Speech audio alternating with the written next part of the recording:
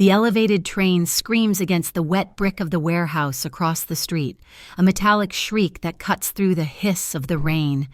It's late, maybe 3 in the morning, here at the switchyard. Time just melts. The diner is a 24/7 island of flickering light in the industrial gut of Greyhaven, and I'm its keeper for the graveyard shift. The neon sign outside, the one with the cracked coffee cup, buzzes and clicks in the storm. Fzz-bzz, fzz-bzz. It's like a tired heartbeat, barely hanging on. I know the feeling. My name is Noelle Hart. I'm 26, but tonight I feel about 90. By the dim light of the university library, I'm an art student trying to wrestle meaning out of charcoal and canvas. But by the harsh fluorescence of the switchyard, I'm just a barista, the buffer between tired truckers and the caffeine they need to make it another 100 miles. I'm the dictionary definition of underdog. My mom's medical bills have piled up into a mountain of debt I can't even see the top of anymore. My landlord, Edel Pierce, a man who smiles like an oily rag, just slipped a notice under my door about a rent stabilization increase, which is just polite talk for doubling what I owe. My self-defense training consists of exactly 1 keychain pepper spray that's probably expired. My main survival tactic, a smile, a tight, brittle, everything is fine smile that I use to de-escalate, to appease, to make myself smaller. It's not working so well tonight. The trio in booth 4, college kids drowning in cheap lager and entitlement, are getting loud. One of them, wearing a baseball cap backward, snaps his fingers. Hey, sweetheart, more coffee. And how about a smile with it this time? I feel the familiar, hot crawl of anxiety up my neck. I force the smile. You got it, coming right up. My hands are shaking. I grab the lukewarm pot, but as I turn, I slosh a dark puddle onto the counter. Damn it, I whisper, grabbing a rag. My knuckles are white as I scrub the stain, the smell of burned coffee filling my nose. The shaking won't stop. The front bell jingles, but the sound is swallowed by a blast of cold, wet air that smells like Lake Michigan and diesel fumes. The rain swirls in, plastering trash against the windows. 2 men step inside. And just like that, the entire atmosphere of the diner shifts. The air pressure drops. The man in front commands the space. He's not huge, but he's dense. He wears a black suit, the kind that costs more than my car, tailored so perfectly it looks less like clothing and more like a second skin. It's damp from the rain, clinging to broad shoulders. His dark hair is slicked back, and his face is all sharp angles and stark beauty. He's beautiful in the way a panther is beautiful, dangerous. Silent and cold, his shirt cuffs are rolled back exactly twice, exposing his forearms and his scars. Even from here, I can see them, pale, silvery lines that cross his skin, disappearing under the sleeve. The man behind him is a different story. He's built like a refrigerator, and his eyes are busy. He doesn't look at anything, he scans everything. He clocks the drunk kids in booth 4. He clocks me behind the counter. He clocks the back exit by the restrooms. His gaze is a physical weight, an inventory of every possible threat. The beautiful one approaches the counter. He doesn't look at the menu board, sticky with years of grease. His eyes, dark and unreadable, settle on me. Black Americano, he says.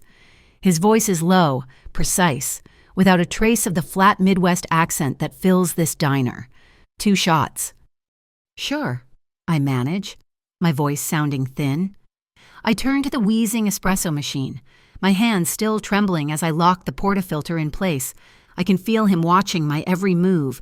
I pull the shots, pour the hot water, and slide the steaming cup across the counter. That'll be $4.50. He doesn't pull out a wallet, he pulls out a money clip, peeling off a crisp $20 bill. As he extends his hand, the overhead light catches his face, and I see it clearly for the first time. It's another scar. This one is different.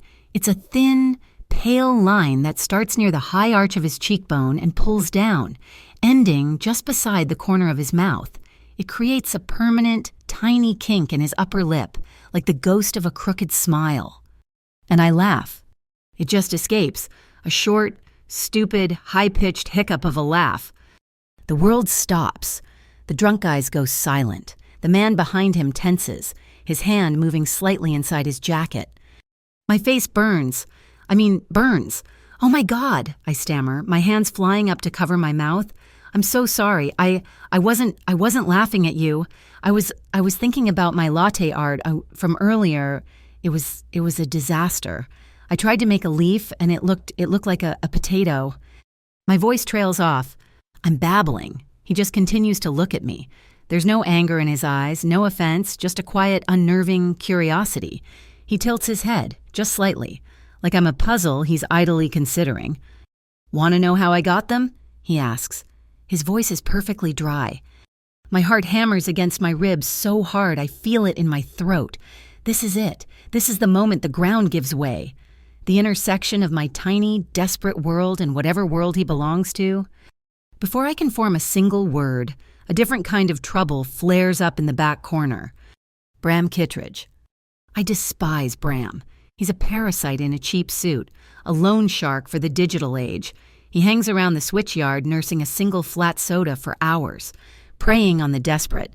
He works for some predatory app called QuickMint, the kind that offers you instant cash at interest rates that would make a loan shark blush. Tonight, he's zeroed in on Chloe, the new intern. She's barely 19, sweet and terrified of her own shadow. He has her pinned in the corner booth, his arm slung over the back, his greasy smile too close to her face. It's just a small setup fee, kid, he's saying, his voice a slick whisper I can hear even from here. Everyone needs a little help sometimes. Just sign, and your problems are over. Chloe is shaking her head, her eyes wide and glassy, clutching her apron. I can't, I just need to get back to work. Come on, don't be like that. My stomach twists. The customer is always right except when he's a predator. She needs help, but I'm terrified of Bram. I'm terrified of everyone. I look back at the man at the counter, helpless. His gaze shifts from me to the back booth. He watches Bram lean in closer to Chloe. He doesn't sigh. He doesn't scowl. His expression doesn't change at all. He slowly sets his paper cup down on the counter. Then he gives a single, almost imperceptible nod to the mountain of a man behind him, Rourke. Rourke takes 2 deliberate, silent steps toward booth 4. He doesn't say a word. He just stands there, looking down at the 3 drunk college kids. The kid in the baseball cap looks up, his boozy smirk fading. He sees Rourke. His face goes pale. You know what, guys, he says, his voice suddenly sober. I'm tired. Let's bounce. He fumbles with his wallet, throwing a crumpled $10 bill on the table. In less than 5 seconds, all 3 of them are scrambling out of the booth, grabbing their coats and practically falling over each other to get out the door. Rourke hasn't moved. He hasn't even looked at Bram. But Bram felt it. He felt the air change. He looks up from Chloe, annoyance on his face, and sees the man in the black suit, Ricardo, watching him. Bram's sleazy confidence evaporates. He visibly pales. He looks from Ricardo to Rourke and back. He clears his throat, abruptly sliding out of the booth. Gotta make a call, he mumbles, not looking at Chloe, and scurries toward the men's room, his shoulders hunched. Chloe wastes no time. She bolts from the booth and disappears into the kitchen, her breath coming in short sobs. I'm breathless. My jaw is open. That man Ricardo, he didn't raise his voice. He didn't threaten anyone. He didn't even speak to them. He just was... His presence was a weapon. I'm an art student. I understand shadow and light, presence and absence. This man was all presence. He was an apex predator, and the jackals in the room had recognized him on instinct. Power isn't loud. I realize. Power is the silence that falls when you enter a room. He turns his attention back to me. He pushes the $20 bill across the counter. Keep it. He reaches into the inner pocket of his suit jacket and pulls out a card. It's not paper. It's a heavy, brushed black metal. It's engraved with a single stylized letter V and a phone number. V Syndicate. My blood runs cold. I've heard the name. Everyone in Greyhaven has whispers. Rumors of a shadow organization that runs half the city. He places the card on the counter and slides it toward me. "When Quick Mint comes collecting," he says, his voice flat, matter of fact. "Call." He knows. He knew exactly who Bram was, exactly what he was doing. My hand is shaking so badly I can barely pick up the card. It's freezing cold to the touch. Heavy. I'm not involved with them, I whisper. It's mostly true. I haven't taken their poison money. But the image of my landlord, Adel Pierce, flashes in my mind. The rumors I've tried to ignore that Pierce pushes tenants to the brink, and Bram Kittredge is always waiting in the wings to offer a solution. They're connected. The fear is so thick in my throat, I can barely breathe. The storm outside chooses that moment to get worse. The wind rattling the big plate glass windows. The lights in the diner flicker, casting the room in a strobe of yellow light and deep shadow. Ricardo and Rourke turn and walk to the door. At the threshold, Ricardo stops. He looks back over his shoulder, his face half in shadow. The scar on his cheek pulls at his mouth, and this time, it's definitely a smile. Or half of one. It's the coldest smile I've ever seen, but it's not unkind. "Don't smile when you're scared," he says, his quiet voice cutting right through the howl of the wind. They like that. And then he's gone, swallowed by the rain and the night. I stand there for a full minute, my heart a trapped bird in my chest, the metal card heavy and cold in my palm. Tap, tap, tap. I jump, startled. It's not Ricardo. It's two other men, standing outside in the rain. They're wearing cheap, identical raincoats and bland expressions. They don't come in. One of them just bends down and slides a damp, folded flyer through the mail slot in the door. I hesitate, then walk over and pick it up. The paper is already warping. "Urban Integrity Chamber," the header reads in an ugly block font. "The UIC, some new city task force. It's covered in clip art graphics of piggy banks and sad-looking people. Warning about predatory lenders and corrupt landlords. It's supposed to be helpful, I guess. It just feels like another layer of complication, another group of people in suits who won't be there at 3 a.m. I look up from the flyer, through the rain-streaked glass. Across the street, half hidden in the alley beside the warehouse, a dark sedan is parked. It has no license plates. As I watch, its headlights flash on, once. A brief, blinding flare that illuminates the entire front of the diner, catching me in the window like an insect pinned to a board. Then, just as quickly, the lights click off. The car doesn't move, it just sits there, watching. A new kind of dread, sharper and colder than the draft from the door, settles deep in my bones. They weren't just watching the diner, they were watching me. They saw the drunks. They saw Bram. And they saw Ricardo Costa leave. I got home just as the gray, watery light of dawn started to stain the sky, my shoes squelching with rainwater. The shift had ended 4 hours ago, but I'd been scrubbing grout, trying to burn off the adrenaline from the encounter with Ricardo Costa. The black metal card was tucked in my bra, heavy and cold against my skin. The sedan from across the street was gone, but the feeling of being watched hadn't left me. I just wanted 3, maybe 4 hours of sleep before I had to face my landlord. But he had faced me first. It was taped to my apartment door, not slipped underneath, but taped right at eye level, an aggressive white square. Notice of mandatory building overhaul. My breath hitched. I ripped the paper from the door, my fingers fumbling with the keys, inside my tiny apartment. I read the words under the single, dim kitchen light. The legal jargon was thick, designed to be confusing: structural integrity, immediate remediation. Then, the clear part. The part meant to hit like a punch. All tenants must vacate the premises within 14 days. 14 days. I scanned the page, my eyes frantic. What about my deposit security deposits will be temporarily held pending assessment of temporarily held? I knew what that meant. It was gone. Adel Pierce was not just evicting us, he was robbing us on the way out. He was stealing my $2,000 deposit and he was doing it with a smile in a legal form. Panic, cold and sharp, seized my chest. I couldn't breathe. 14 days. I spent the morning in a different kind of hell. Not the high-strung, caffeinated hell of the switchyard, but the quiet, fluorescent hell of bureaucracy. I went to the Veritas Civic Council, the nonprofit legal aid office whose flyer I'd kept.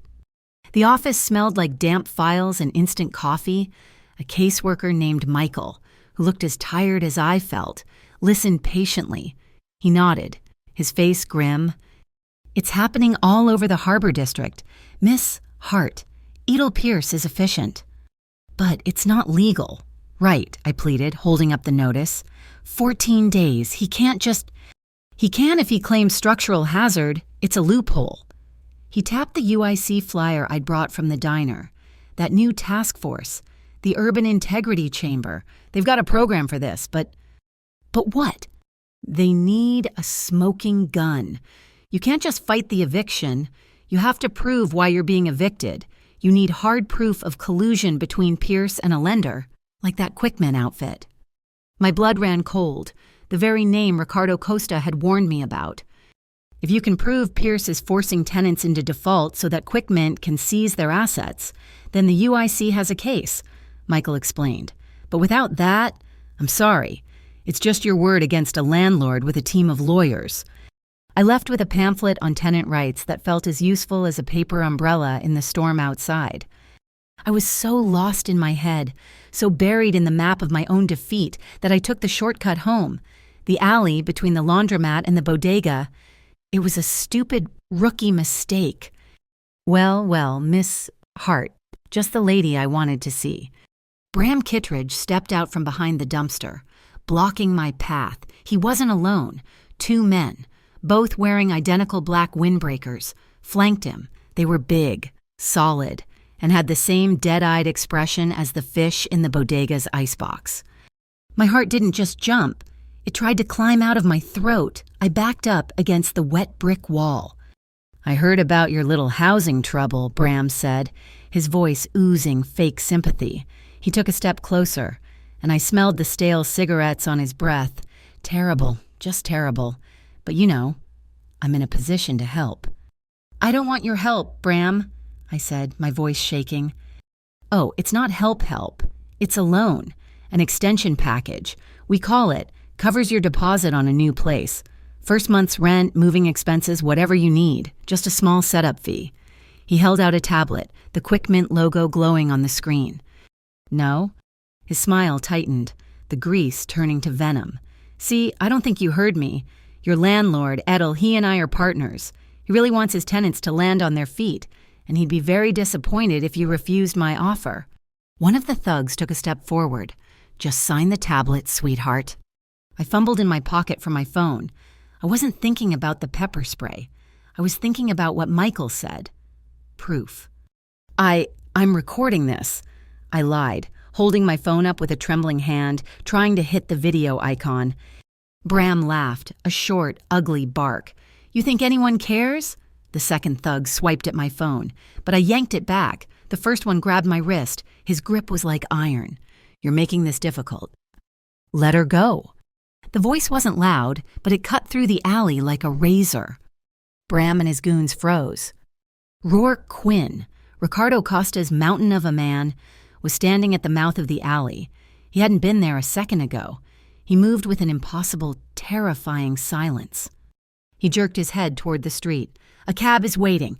Get in. Now." He didn't mean Bram. He meant me. Bram's man still had my wrist. I was paralyzed. Rourke took one slow, deliberate step into the alley. He didn't look at the thugs. He looked right at Bram, his eyes flat and devoid of any emotion at all. "Costa," he said. Just that, one word. It was like he'd pulled a gun. Bram went pale, a sickly, grayish color. He practically jumped backward. Hey, Rourke, I didn't know she was with you. We were just offering assistance." The thug released my wrist so fast I stumbled. "Go," Rourke commanded. I didn't need to be told a third time.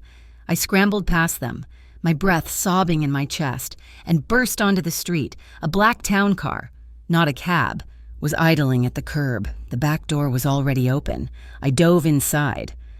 I looked back through the tinted window. Rourke was still standing there. He hadn't drawn a weapon. He hadn't raised his voice. He just watched. Bram and his two thugs backed away slowly, disappearing into the other end of the alley like rats vanishing into a drain. The car pulled smoothly into traffic. I was shaking so hard my teeth chattered. I had the driver drop me at the university. I was late for my midterm review, but I felt like if I went back to my apartment, I'd fall apart. I needed to see something normal. I walked into the studio, my portfolio clutched in my hand. Professor Davies was pinning up another student's work. He looked at me over the rim of his glasses, his expression not unkind, but firm. "Noelle," he said quietly, pulling me aside, "your project." "I have it right here," I said, my voice hoarse. He held up a hand. "I'm afraid I can't accept it. The bursar's office has flagged your account." "What?" "Your tuition payment is past due. Until the hold is cleared, you're not officially enrolled. I can't grade your work." It was a wall, a solid, unmoving, brick wall. The eviction notice, the thugs in the alley, and now this. I walked out of the studio, sat on the cold stone steps of the art building, and finally let the tears come. I pulled a crumpled deposit slip from my bag and grabbed a charcoal pencil. I didn't draw. I made a map. A map of the cage I was in. Mom's meds. A circle. $600 a month, new app deposit plus rent.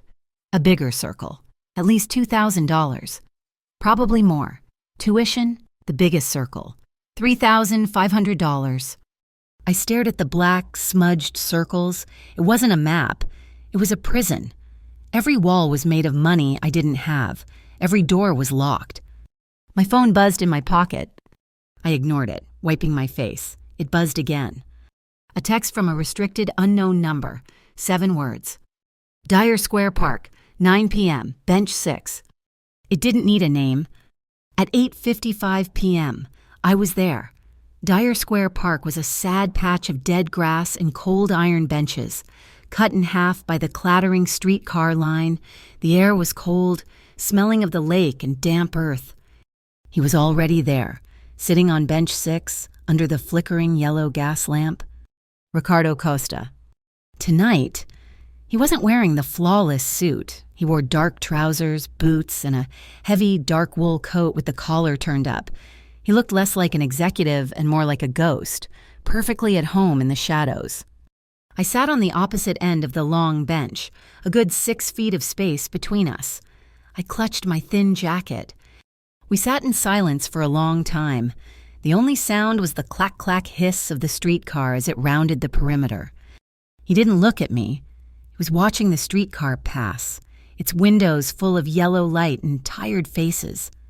"The first one I ever earned," he said, his voice quiet, almost lost in the night air. I looked at him, and he was touching a scar I hadn't seen in the diner. It was a thin, white line just under his jaw, disappearing into the high collar of his coat. "I was 19, he said. "It was the price of trusting the wrong person." He didn't give details. He didn't need to. He was telling me, in his own guarded way, that he wasn't invincible, that he knew what it was like to be young, trusting, and wrong. "They're squeezing me," I whispered, the words tumbling out. "My landlord, Adel Pierce, he's evicting everyone. 14 days, and Bram Kittredge, he cornered me today. He knew about the eviction." "They don't just want your rent, Noelle," Ricardo said, finally turning to look at me. His eyes were dark in the lamplight. "They want the building. They want the whole block." He pulled out a tablet. It was thin, sleek, and looked incredibly durable. He tapped the screen, and a diagram lit up, glowing in the dark. It was a map, an ownership chart. "Frontier Harbor LLC," he said, tapping a box at the top. "A shell company. It owns your building, and the warehouse across from the switchyard, and the bodega in the alley." He traced a glowing line with his finger. "Frontier is run by Adel Pierce. He manages the properties. Bram Kittredge. He secures the transitions. He pushes people like you to the brink. When you default, Quick Mint steps in. Frontier rescues the property for pennies on the dollar. The map went higher. Another line. It all flows up, he said, to a city councilor named Walsh, and from Walsh, his finger landed on the final box, to the Metropolitan Security Authority. My breath caught. The MSA, the Security Authority. They're police. They're a corporation with badges, he corrected, his voice flat. This isn't about rentals. Noel, this is about laundering money. Your neighborhood is just the machine they use to wash it. I stared at the glowing, intricate map of my own destruction. It was too big, too deep. You're a criminal, I said. It was a stupid, obvious statement, but it was the only thing my brain could find. He didn't deny it. He didn't even blink. Yes. He turned on the bench to face me fully. I'm also the thing they're afraid of. He motioned to the dark city around us. You have a choice. You can keep going back to Veritas. You can file reports with the UIC, who are probably funded by the same people on that chart. You can try to swim with the sharks by yourself. He paused, letting the weight of that settle on me. Or, he said, his voice dropping, you can accept my help. I can protect you. I can protect your mother. A spike of hot, defensive anger shot through me. You've been watching me. The sedan outside the diner last night wasn't mine, he said simply. You're already being watched, Noel. The difference is, I'm offering you a shield. The fight went out of me, replaced by the crushing weight of reality. My pride was a thin, useless jacket in a blizzard. My pride wouldn't keep my mother safe. My pride wouldn't stop Ed L. Pierce. My pride wouldn't pay my tuition. I looked at my hands, chapped and raw from the diner's disinfectant. I took a deep, shuddering breath. I agree. My voice was small, but it didn't shake. But I have a condition. His expression didn't change. He just waited. No one gets hurt because of me, I said, meeting his gaze. No killing. I won't be the reason for that. I won't. I expected him to laugh, to tell me I was naive, that this was the real world. He looked at me for a long, silent moment. I could see the yellow lamp reflected in his dark eyes. I'll choose the cleanest way possible, he said. It wasn't a yes. It was a negotiation, an ambiguous promise that was the most I could hope for in this world of gray. He stood up, sliding the tablet back into his coat. Rourke will take you home. He started to walk toward the street. I stood up, following him. As we left the small circle of lamplight, I felt a strange buzzing, a high-pitched, electronic whine. I looked up, past the bare branches of the trees. Is that a drone? He said. He had stopped. His eyes were fixed on a tiny, blinking red light hovering high above the park. He must have known it was there the whole time. His face, which had been almost open just a second before, shut down completely. It turned to granite. They're recording. We reached the curb. The same black sedan from the alley pulled up, Rourke at the wheel, just as I reached for the door handle. A taxi, going way too fast, cut the corner. Its horn blared, a sound that ripped through the night as it jumped the curb, its tires screeching on the wet pavement, heading right for me. I screamed, instinctively stumbling backward. In a fraction of a second less than a heartbeat, Ricardo moved. He didn't push me. He grabbed my arm, yanked me back against him, and twisted his body, putting himself between me and the car. It was over in an instant. The taxi swerved, its tires smoking, and sped off into the night. My heart was a trapped bird. I was plastered against his front, my face pressed into the rough wool of his coat. I could feel the solid, unyielding muscle of his chest, smell a faint, clean scent of soap and cold night air. He held me there for 1 second, 2, a protective, instinctive shield. Then he stepped back, his hands on my shoulders, setting me upright. His face was unreadable. Get in the car. I scrambled in, my legs feeling like jelly. I looked back as Rourke pulled away. Ricardo wasn't looking at me. He was standing on the curb, his gaze fixed on the sky where the drone was now moving away. His eyes were dark and cold. He knew exactly what had just happened. The watchers hadn't just seen us meet. They had seen him shield me. And in that one tiny, instinctive gesture. They had found a new target. They had found his weakness. 24 hours after I'd agreed to his protection, I was standing in the antiseptic-smelling corridor of the River's End nursing facility, my stomach twisting itself into a pretzel. This was the first test. This was where his world, all shadows and silent violence, slammed directly into mine. My mom's world? I had come to give her the update on the building repairs, to lie to her that Edel Pierce was a good guy and that I'd found a great new place already. I didn't expect him to come. He'd been waiting in the lobby, dressed not in the imposing suit, but in dark gray trousers and a black cashmere sweater that made him look softer, younger, almost normal. And he was holding flowers, not a giant, ostentatious bouquet of roses, but a simple, tasteful spray of yellow tulips wrapped in brown paper.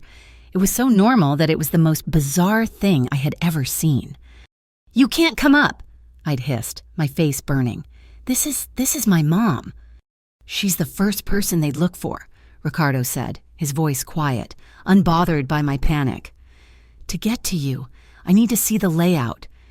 He said it like he was scoping out a warehouse, not a place where old people played bingo. "Please," I begged, "just don't be you." He'd almost smiled, that ghost of a scar smile. "I'll be on my best behavior." And he was a perfect gentleman. It was terrifying. My mom, Alice, was sitting up in her recliner by the window, a blanket over her knees, her eyes still sharp and bright despite everything, lit up when she saw me, then widened with polite curiosity when she saw Ricardo. "Mom, this is a friend. Ricardo, he helped me with a flat tire once." My lies sounded pathetic, even to me. Ricardo stepped forward, handing her the tulips. "Alice, it's a pleasure." My mom took the flowers, her cheeks turning a faint pink. "Oh, aren't you just lovely?" she said, her voice warm. "Noelle, why haven't you brought this one around before he's got manners?" I wanted to crawl into the air conditioning vent. He was a natural. He charmed her. He asked her about the awful landscape painting on the wall. He listened, really listened, as she talked about her physical therapy. He was, as she'd put it, an old-fashioned gentleman. And all the while, I could see his eyes. He wasn't just listening. He was cataloging. He clocked the single nurse on duty at the station down the hall. He noted the security camera, the exit sign, the flimsy lock on her door. A nurse bustled in, a grumpy woman named Brenda. "All right, Alice, time for your pressure check." She was curt, ignoring me and giving Ricardo a suspicious look. I felt my face heat up and my lips pulled back into that familiar, brittle smile, the "don't mind me, I'm no trouble" smile. "Hi, Brenda. We'll just be a second." "I'm on a schedule," she snapped. Ricardo, who had been standing by the window, moved. He didn't say anything to her. He just turned his attention on her, the full, quiet, 100% focus of it. Brenda's words died in her throat. She fidgeted with her clipboard. I can come back in 5 minutes." She hurried out, closing the door softly. My smile faded, replaced by a wave of nausea. "She's usually nicer," I mumbled, moving to straighten my mom's blanket. "Don't do that." His voice was quiet, for me alone. I looked up. He was watching me, his gaze intense. "Don't use your smile to pay for your safety," he said. "It's a currency you can't afford. It shows them exactly where to press." The words landed like stones. He saw it. He saw the stupid, pathetic mechanism I'd been using to survive my whole life, and he just dismantled it in a single sentence. I suddenly felt seen and naked and angry. I said goodbye to my mom, promising to be back tomorrow. She beamed at Ricardo. "You come back, too, young man." "I will," he promised. And I knew, with a chill, that he meant it. The ride down in the elevator was silent, but as we stepped out into the damp parking garage, into the back of a black armored SUV that was probably worth more than my mom's entire medical debt, I was vibrating with a new, strange energy. Rourke was at the wheel. He'd been parked in a service bay, watching the entrance. He nodded at me, then handed me something over the seat. It was a small, black pendant, about the size of a quarter, on a simple leather cord. "What's this? Is a personal alert device," Rourke said, his eyes on the mirrors as he pulled out. "GPS-enabled, audio feed on a secure channel. You press the center. We are there in 3 minutes. You press it twice. It means lethal threat, and we come in loud." I stared at it. It was heavy, made of the same cold metal as his business card. This was no gift. This was a leash. It was a promise. It was the physical weight of the choice I'd made in the park. I hesitated, then slowly fastened it around my neck. Tucking it under my shirt, it felt heavy against my skin. Ricardo was sitting beside me, a solid, unmoving presence in the dark. As the SUV moved through the city, I watched his hands. He was respectful. When we'd gotten in, he'd held the door, but he hadn't touched me. He'd let me settle before he got in his own side. When my jacket had slipped from the seat, he'd picked it up and offered it, his fingers brushing mine for only a fraction of a second. He always left 3 inches of space between us on the seat. He never crowded me. And every time I flinched at a loud noise, he'd stop what he was doing and just wait, letting me recenter myself before he spoke. He was asking permission. With his body, with his stillness, he was letting me set the perimeter. And because he was, the wall of panic I'd built around myself began to lower, brick by uncertain brick. The SUV stopped at a red light. My phone, silent until now, buzzed and buzzed again and again, a storm of notifications. I pulled it out. Spam. Texts from numbers I didn't recognize. Dirty money seen with V Syndicate, hope it was worth it. Mob girl. My stomach turned to ice. What is this? Then a link came through, from a number blocked as private. My thumb, shaking, clicked it. It was a video. Grainy, shaky footage, like it was filmed from across the street. It was me, at the switchyard, laughing at Ricardo's scar. It was edited, cut to look like I was laughing with him, flirting. Then it cut to dark. Blurry footage of us on the bench in Dyer Park, then a still, zoomed-in shot of the taxi screeching, and him pulling me against his chest. The text underneath read, Greyhaven art student Noelle Hart, new plaything for V Syndicate boss. How much for tuition? I couldn't breathe. This was Bram. This had to be. It was his brand of psychological poison. My school, I whispered, the phone slipping from my hand. My mom. If they see this. If the university. Ricardo took the phone. His face, as he watched the video, was utterly blank. He didn't get angry. He got still. He just declared war, he said, his voice flat. He handed the phone back.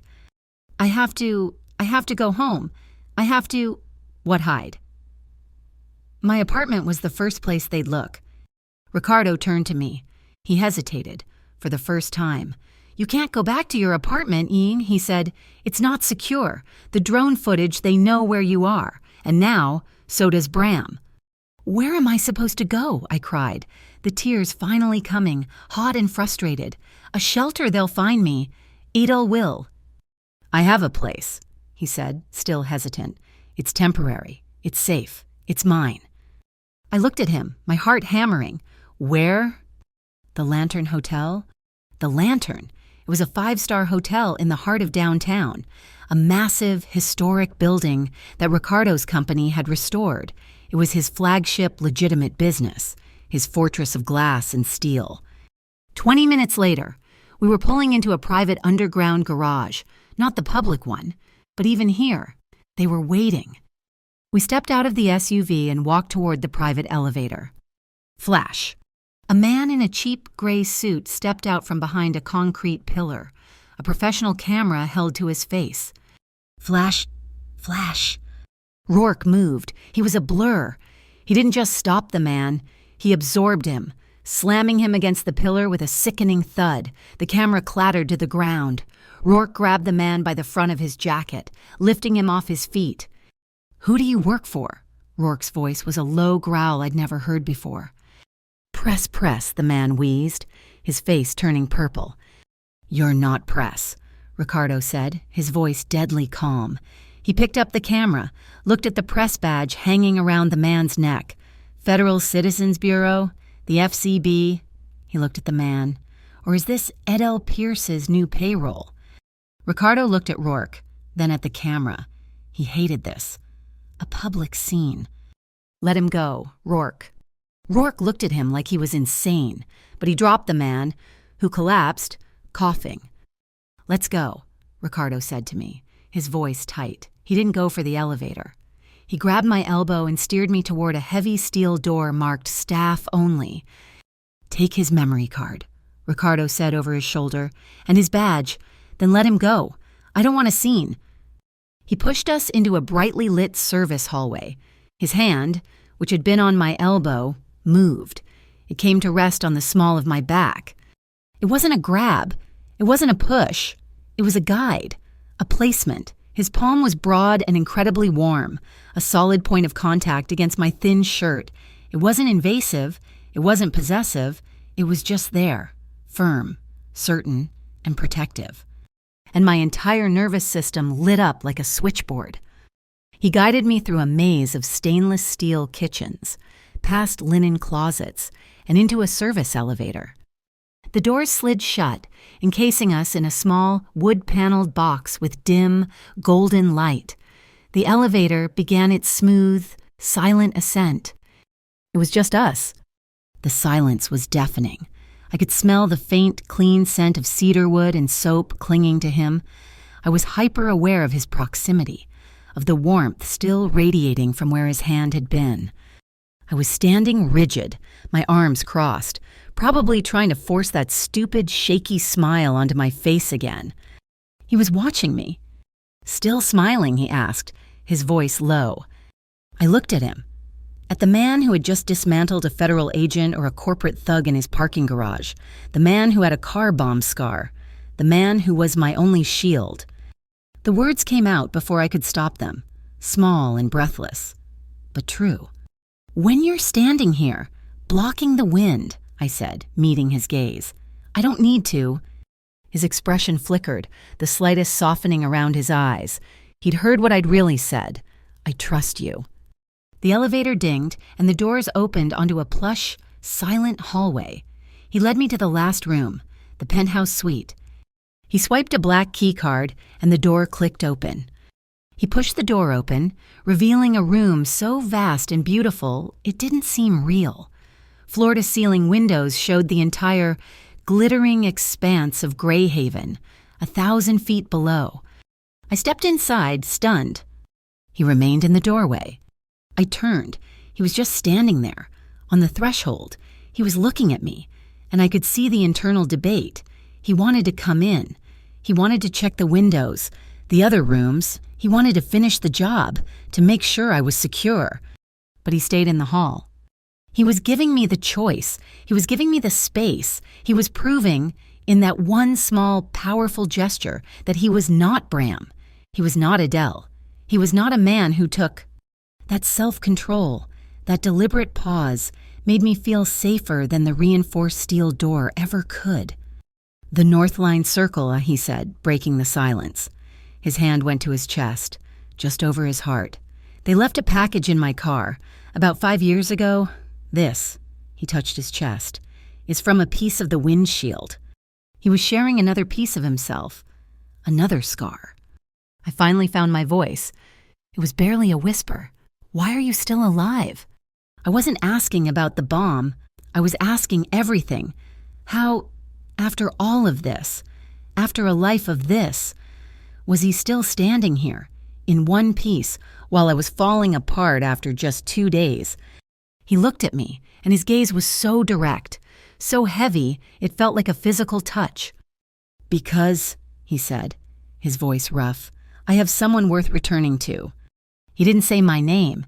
He didn't move, but his eyes were on me, and I knew. He held my gaze for one more heartbeat. Then he stepped back, pulling the door partially closed. Rourke will be at the end of the hall until morning, he said. No one will get to you here. Try to sleep. He pulled the door shut. I heard the soft, final click. I stood alone in the magnificent, empty room. I could still smell the faint trace of cedar wood in the air. I walked over to the door and, for the first time in my adult life, I turned a heavy, solid brass deadbolt that actually worked. I fell back onto the enormous bed, the 1,000-count sheets cool against my burning skin. I was safe. I was absolutely, completely safe. But my heart, which had been fluttering with fear for days, was now pounding with something else entirely, something new and far, far more dangerous. I was safe, but I knew I wouldn't be getting any sleep at all. I was safe, but I was not idle. Ricardo didn't protect people by wrapping them in cotton. He protected them by giving them armor.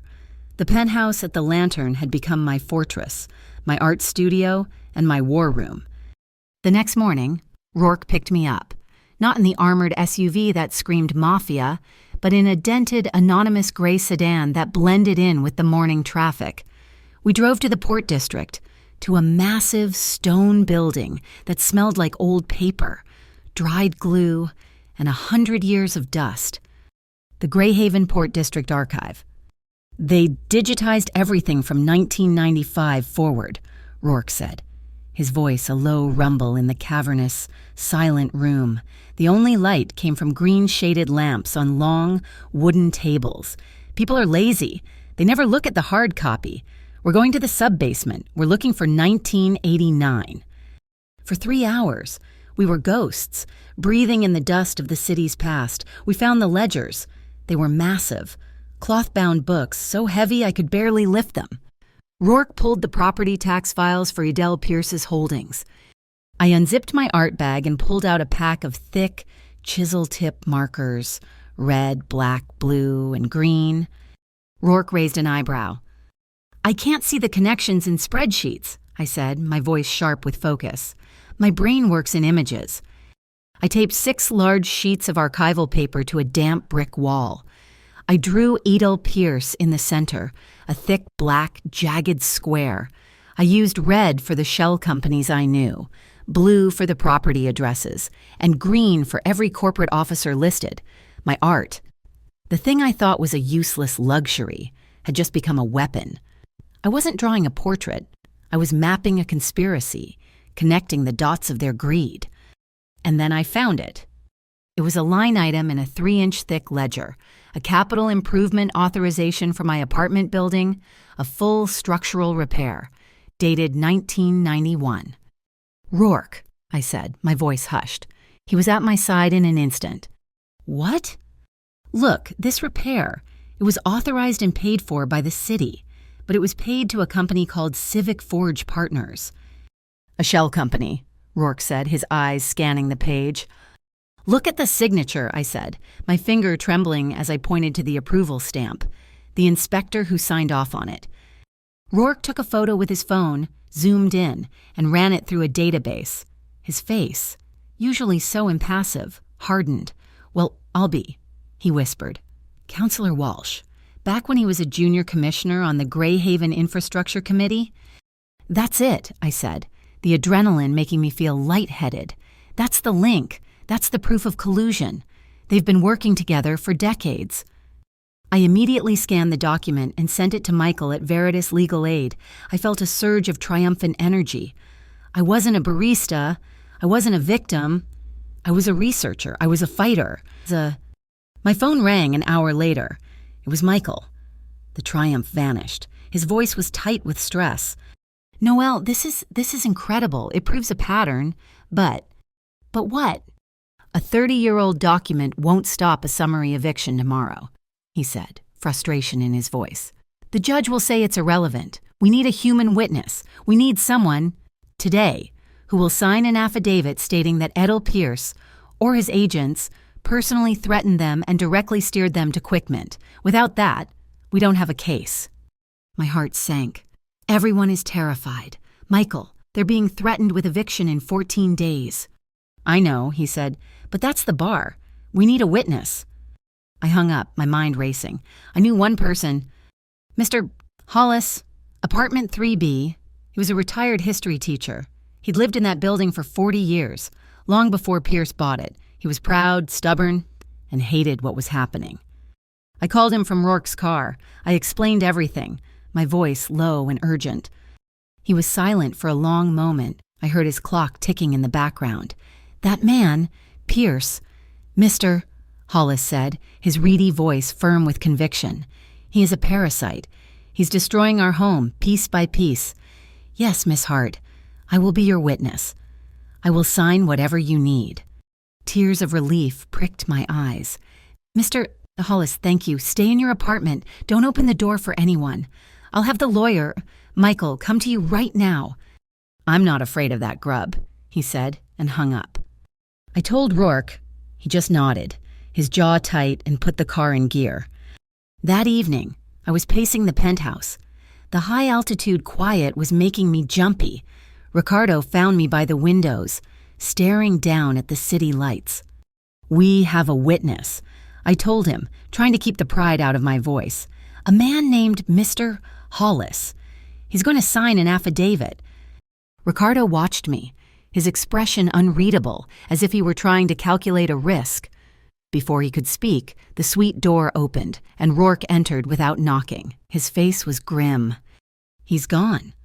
My blood turned to ice. What?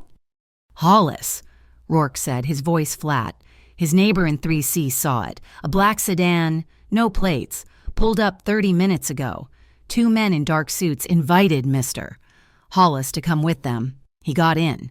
He's not picking up his phone. I looked at Ricardo, horrified. No, I told him I did this. I made him a target. Ricardo, who had been perfectly, unnervingly still, closed his eyes. He let out a breath, not in exhaustion, but in rage. It was a slow, controlled release of pressure.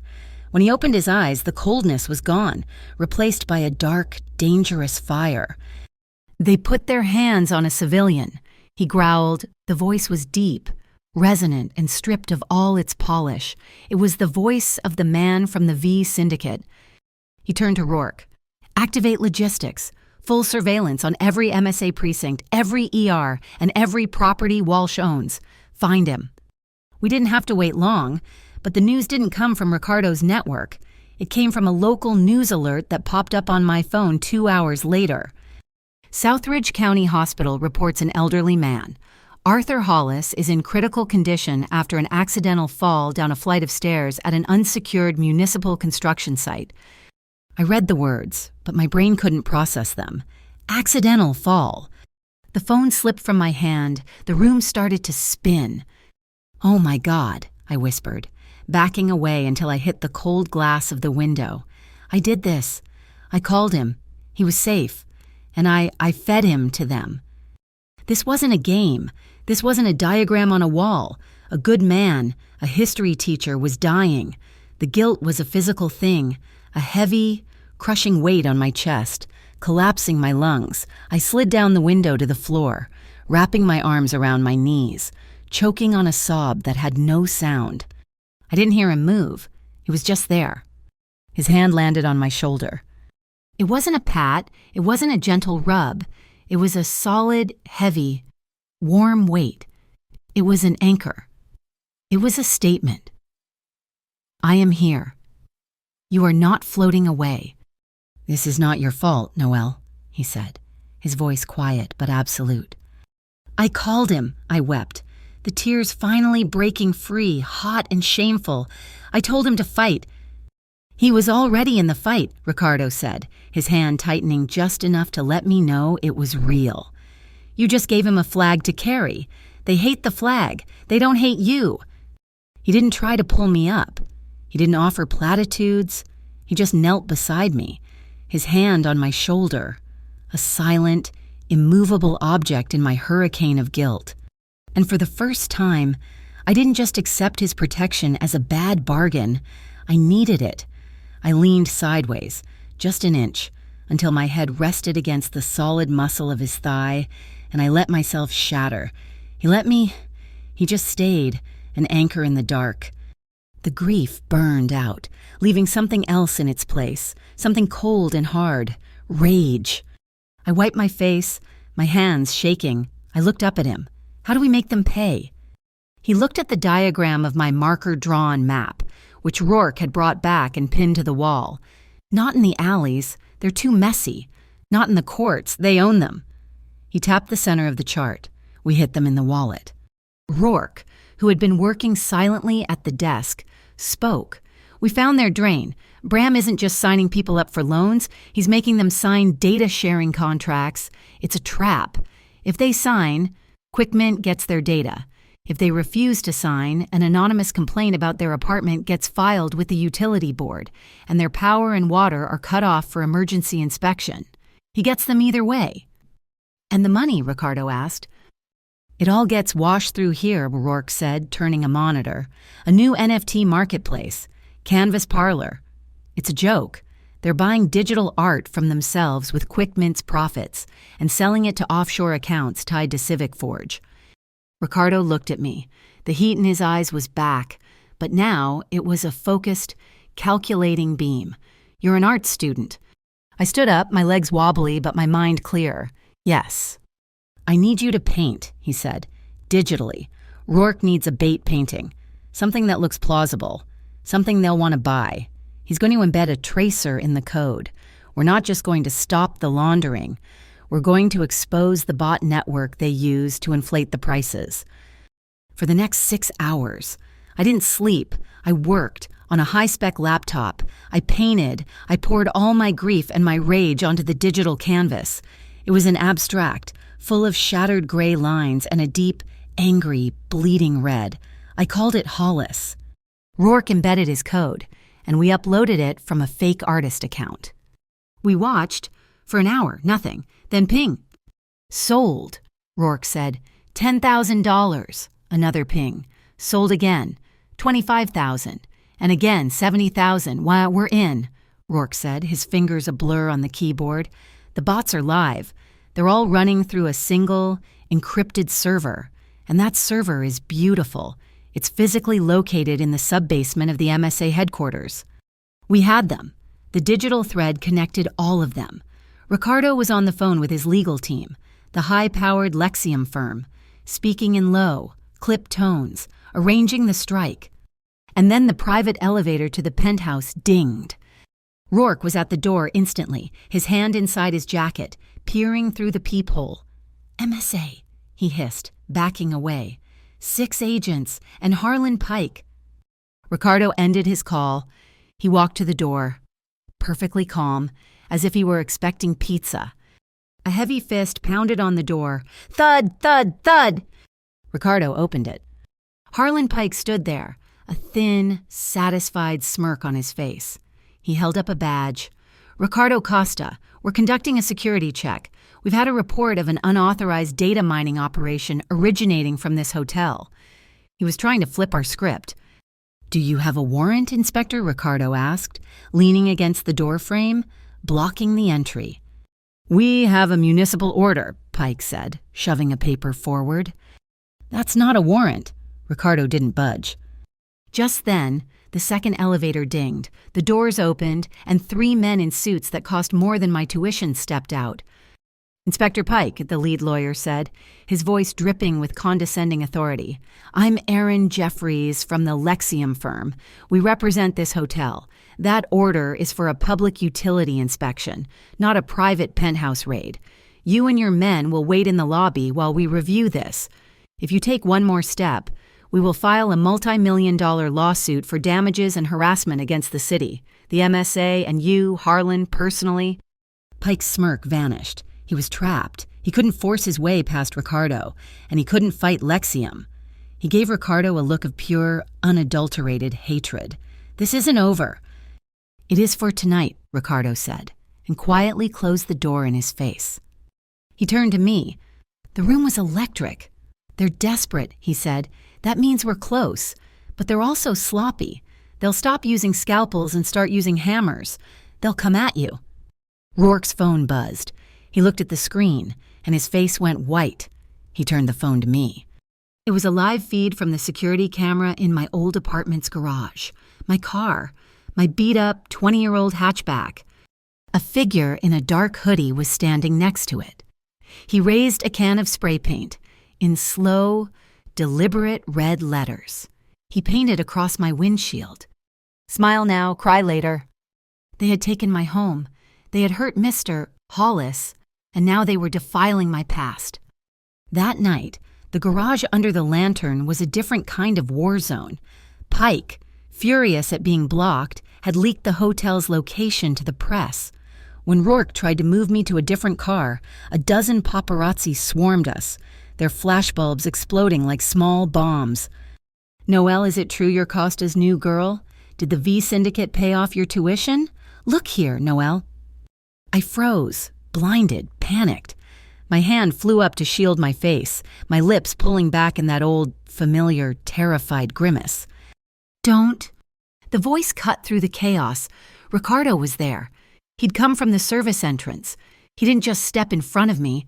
He moved to me, backing me against a thick concrete pillar, out of the main line of sight.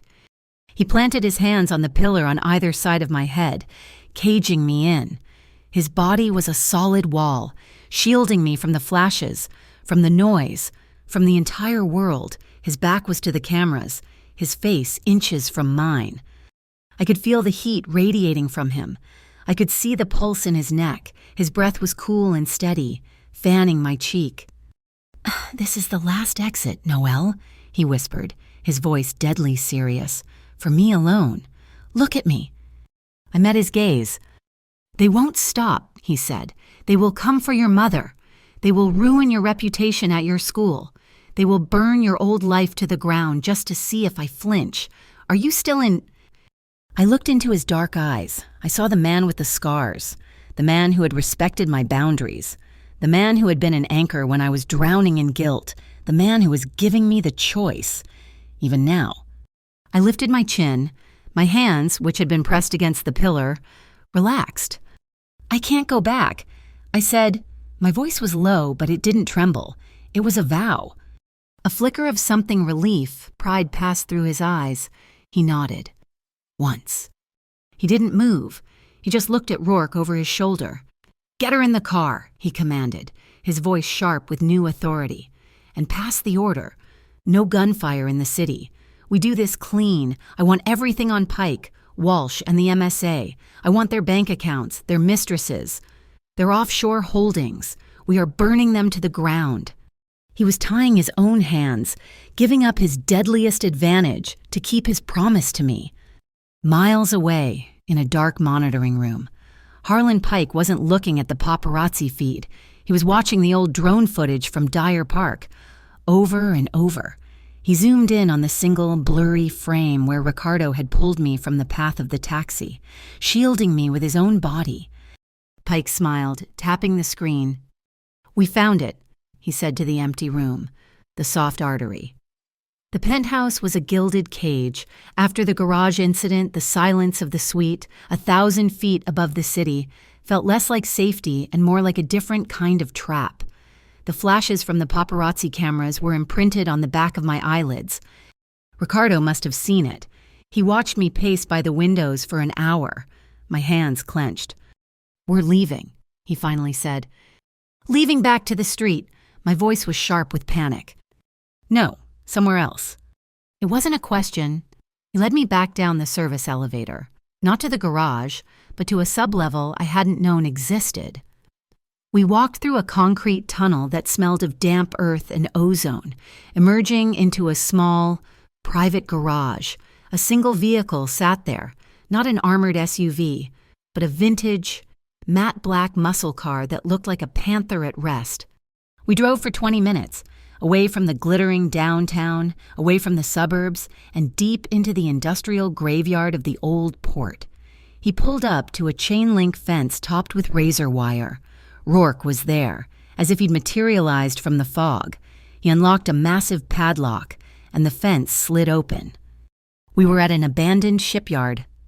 He parked in front of a massive brick warehouse, its windows either boarded up or broken.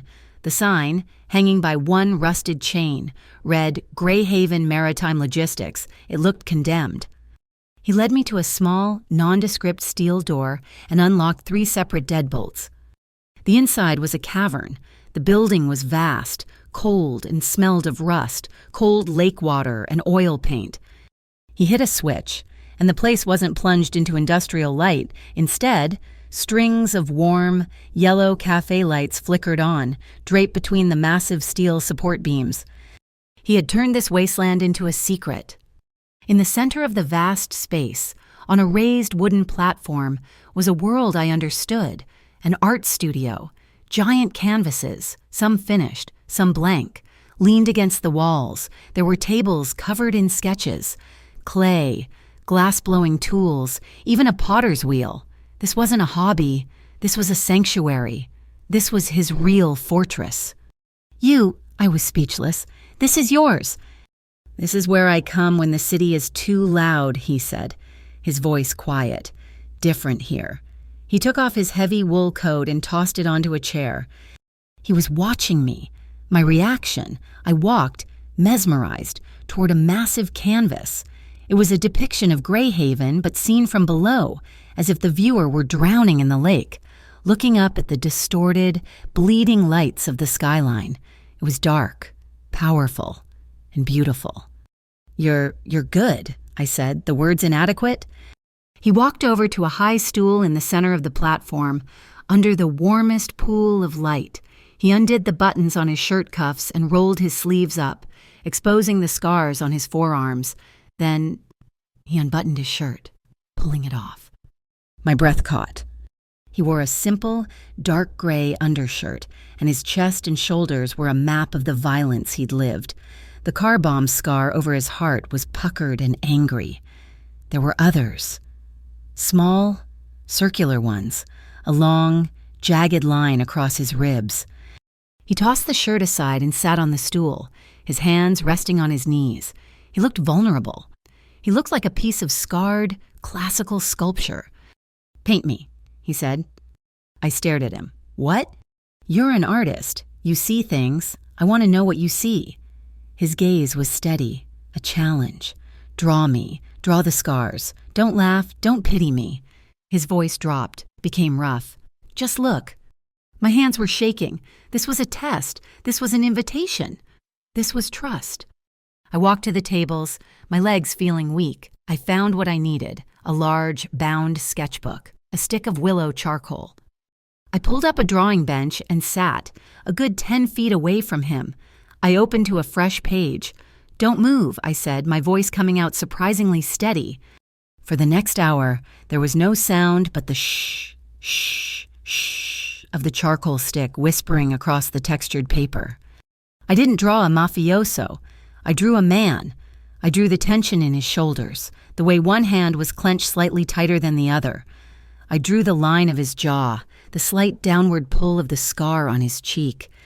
I drew his skin. I drew the lines that broke the smooth planes of his body. They weren't blemishes. They were history. They were part of his texture. My artist's eye took over. I needed to understand the shape of the scar on his wrist, the one I'd seen in the diner. I put the charcoal down and stood up, walking toward him slowly. He tensed. His eyes snapped to mine. I didn't speak. I just looked at his wrist, then at him, asking permission.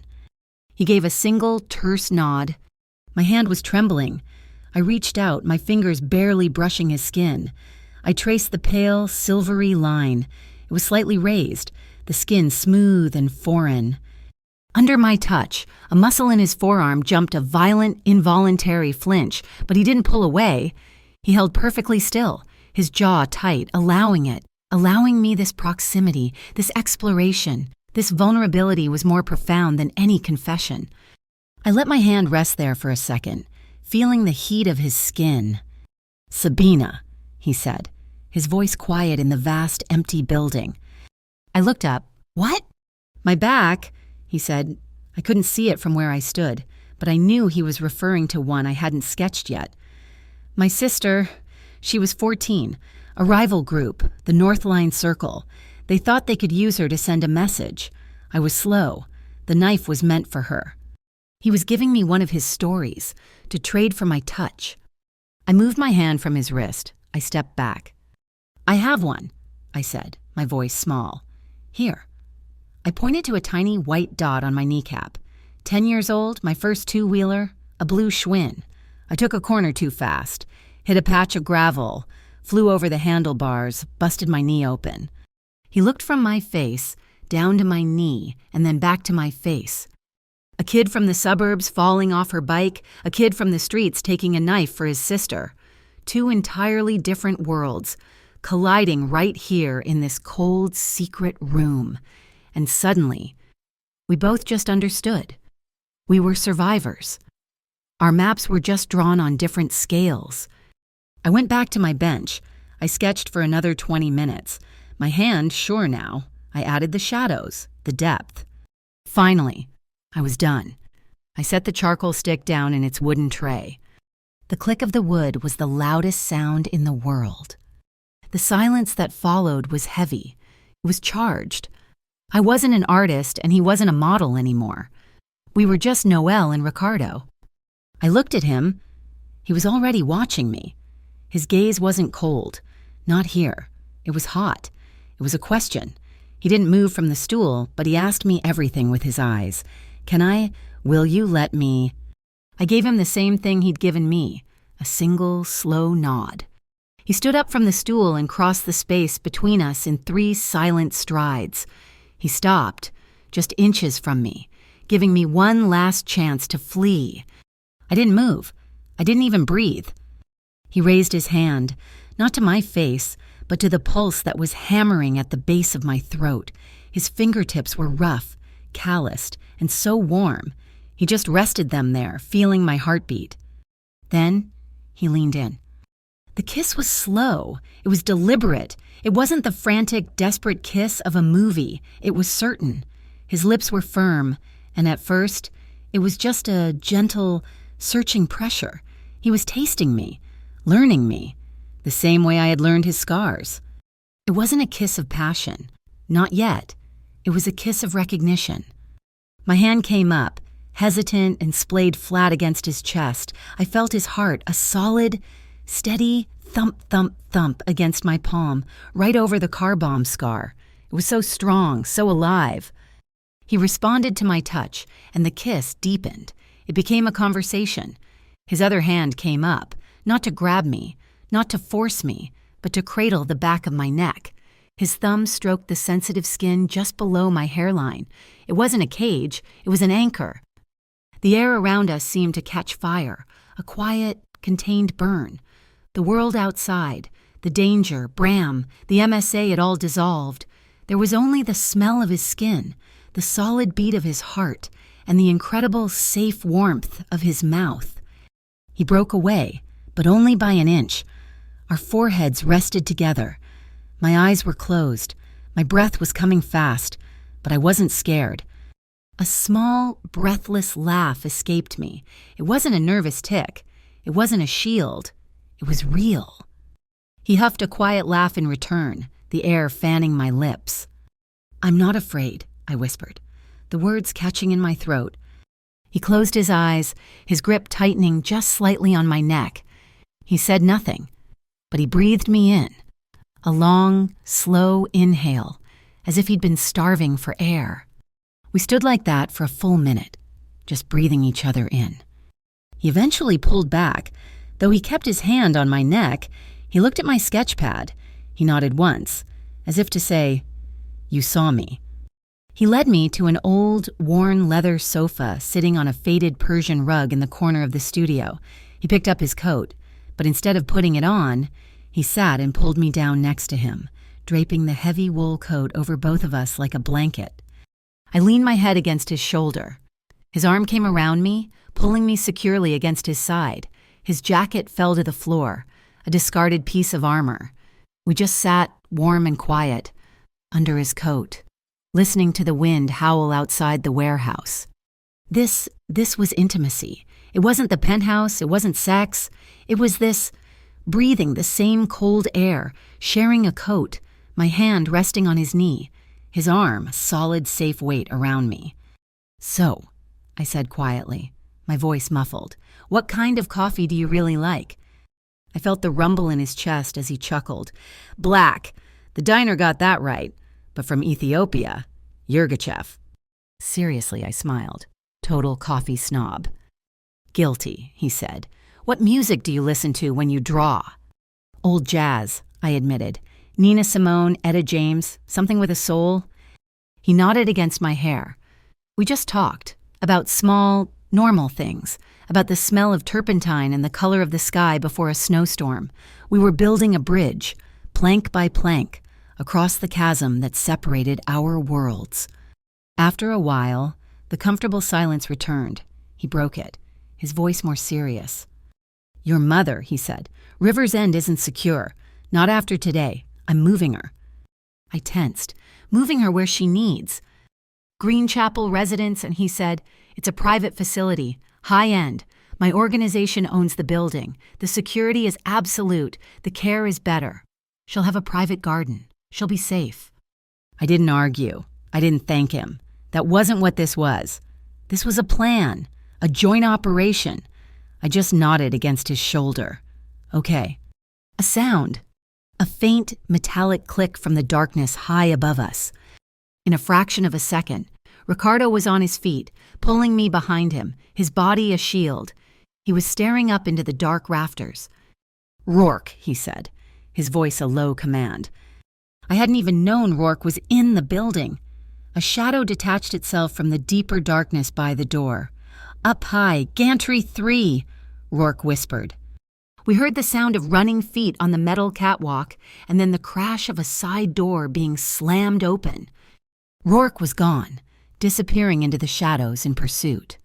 Ricardo pushed me back toward the solid brick wall, his eyes scanning the darkness. Rourke returned 2 minutes later. His face was hard. Gone. Climbed the old loading gantry and went out through a rusted-out skylight. He was fast. He held up a gloved hand. He'd found something, but he was sloppy. Left this on the rail. He showed Ricardo, then me, a single, fresh boot print in a patch of thick, 30-year-old grease. Ricardo looked from the print to me. His face was a mask of cold, dawning realization. They're not trying to get at me, he said, his voice a low, cold whisper. They're not trying to plant bugs. They're trying to get to you. They know I'm here. They'll use you to make me move. He was right. I couldn't be a secret. I couldn't be his weakness, hidden away in a penthouse or a studio. As long as I was in the shadows, I was a target. So we changed the story, I said, the idea forming sharp and clear in my mind. The rage from Mr. Hollis's accident was back. We have to. Bram and Pike, they're painting me as your plaything, a victim. Ricardo was watching me, his mind clearly working at the same speed. So we give them a different picture, he said, catching my thought. Exactly, I said, stepping away from the wall, my voice gaining strength. Not a victim, not a weakness. A partner, he said, the word landing with the weight of a physical object. The new public face of my legitimate holdings, the head of the Harbor Bright Community Fund. Yes, I said. My heart was hammering. But this time, it was with purpose, not fear. I had a condition. One more. But it's not just about me. We don't just protect me. We save my neighbors. We save Mr. Hollis. We take the whole building back from Adele and Bram. We protect everyone. Ricardo looked at me for a long, silent moment. I wasn't the terrified barista from the switchyard anymore. I wasn't smiling to appease him. I was meeting his gaze, equal to equal. A slow, genuine smile spread across his face. It was the first one I'd ever truly seen. It reached his eyes, making the scar on his cheek soften instead of pull. All right, Noel Hart, no, he said. We saved the whole block. We didn't hide, we fought. The day after the paparazzi swarmed the garage, Ricardo filed the paperwork for the Harbor Bright Community Fund. It was our first public, economic punch. His team of Lexium lawyers drafted the contracts, and I became the public face, the former tenant, the art student, the partner in community restoration. Our strategy was simple, and it was brutal. We offered to buy the toxic debt that Bram Kittredge had forced on my neighbors. We didn't offer a lower interest rate. We offered 0%. We paid quick mint the principal, freeing the tenants, and then offered them a new, interest-free payback plan. It was a declaration of war. For every tenant we saved, Bram lost his collateral. His entire machine was built on default, and we were methodically taking away his ability to make people fail. My counterattack was at the switchyard. I used the small amount of seed money from the fund to rent the diner for a whole weekend. I called it the Scarscape exhibition. I hung my charcoal drawings, the one of Ricardo, the map of the conspiracy, the abstract I'd titled Hollis, on the greasy walls right next to the pie display. I sold prints for $20 apiece, and every cent went directly into the Harbor Bright Fund. It was a small, defiant act, and the independent press loved it. A few local bloggers, the Greyhaven Beacon, they all ran the story. Art student fights back against slumlord. We weren't a mafia plaything. We were a community movement. Edel Pierce and Harlan Pike didn't wait. They fired back with the law. Adele filed a defamation and slander suit, claiming we were harassing him, that our fund was a front for organized criminal activity. He demanded the courts freeze Harbor Bright's assets. And just like that, the UIC, the Urban Integrity Chamber, announced a formal investigation into our fund. The very people who were supposed to be protecting us were now labeling us as the criminals. Pike was pulling their strings from the shadows of the MSA. We were in the penthouse. The lawsuit papers spread across the glass coffee table. "They're strangling us," I said, the frustration bitter in my throat. "They're using the system to stop us from using the system." "They're sloppy," Rourke said, not looking up from his laptop. "Pike is using the same encrypted channel to communicate with the UIC that he used with Adele." "But we can't prove it," I argued. Rourke looked at Ricardo, a ghost of a smile on his face. I'm drafting a bait email, a notice of compliance from the UIC, addressed to Civic Forge partners. It's designed to look like an internal update, but it's loaded with a tracer." He sent it.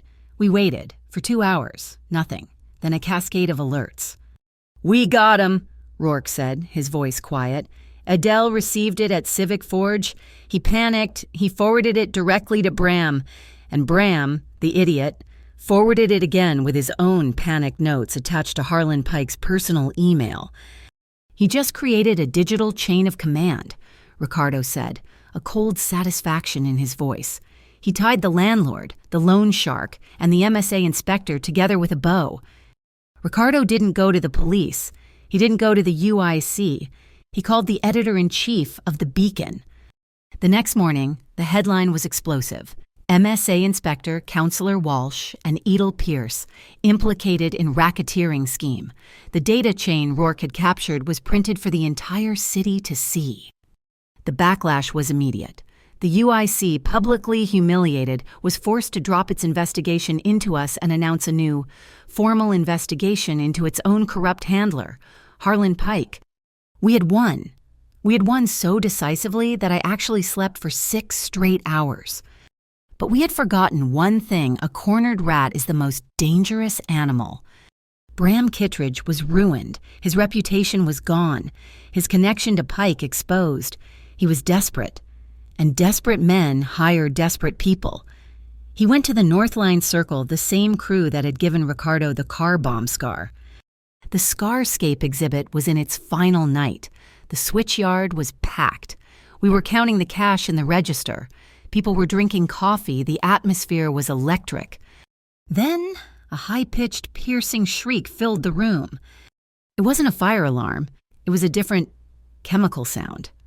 People panicked, dropping cups, shouting. I looked at Ricardo, and he wasn't looking for an attacker. He was looking at a small, gray box he'd had Rourke install above the door 2 days earlier, an industrial gas sensor.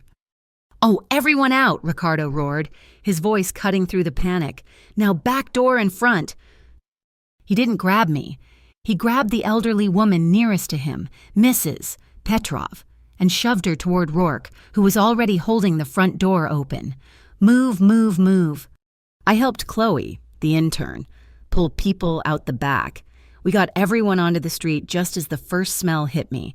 Rotten eggs. Acrid, thick, natural gas. Someone had tried to stage a gas leak accident. They had tried to blow the diner, and all of us, off the map. We stood on the wet pavement, sirens wailing in the distance. I watched Ricardo. He was doing a silent head count, his eyes scanning the crowd. He hadn't drawn a weapon. He hadn't sent Rourke to handle the attackers. He had saved the civilians first. He had chosen to save, not to punish. Ricardo met with Harlan Pike the next day. I wasn't there. Rourke told me about it. It was at a neutral location, a quiet bar downtown. Ricardo had offered him a way out.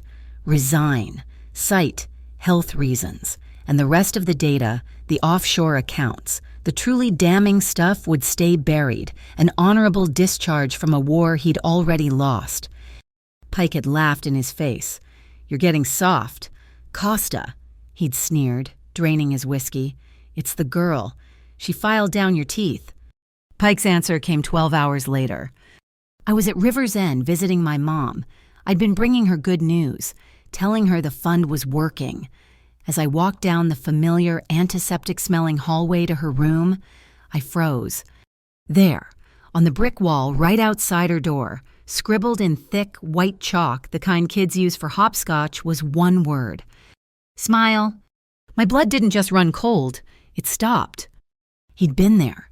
Pike, or his men, had bypassed the facility's security. They had stood right here, feet from my mother, and left me a message, a threat. I ran back to the car where Rourke was waiting, my heart trying to beat its way out of my chest. When I told Ricardo, he didn't speak for a full minute. He just stood by the penthouse window, his back to me, his hands clenched into white-knuckled fists. The silence was more terrifying than any shout.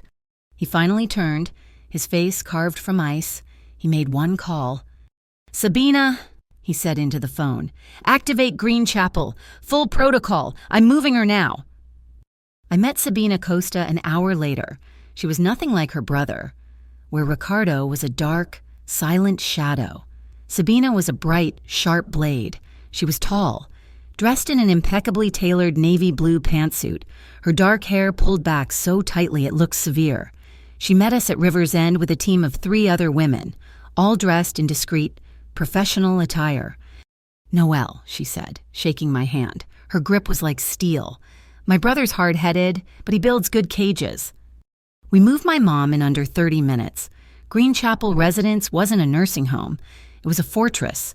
It was a high-end, private, long-term care facility that was owned by one of Ricardo's legitimate corporations. But it was built by Sabina. The women on her team weren't nurses. They were security. Polite, efficient, and they all looked like they could break my arm in 3 places before I blinked.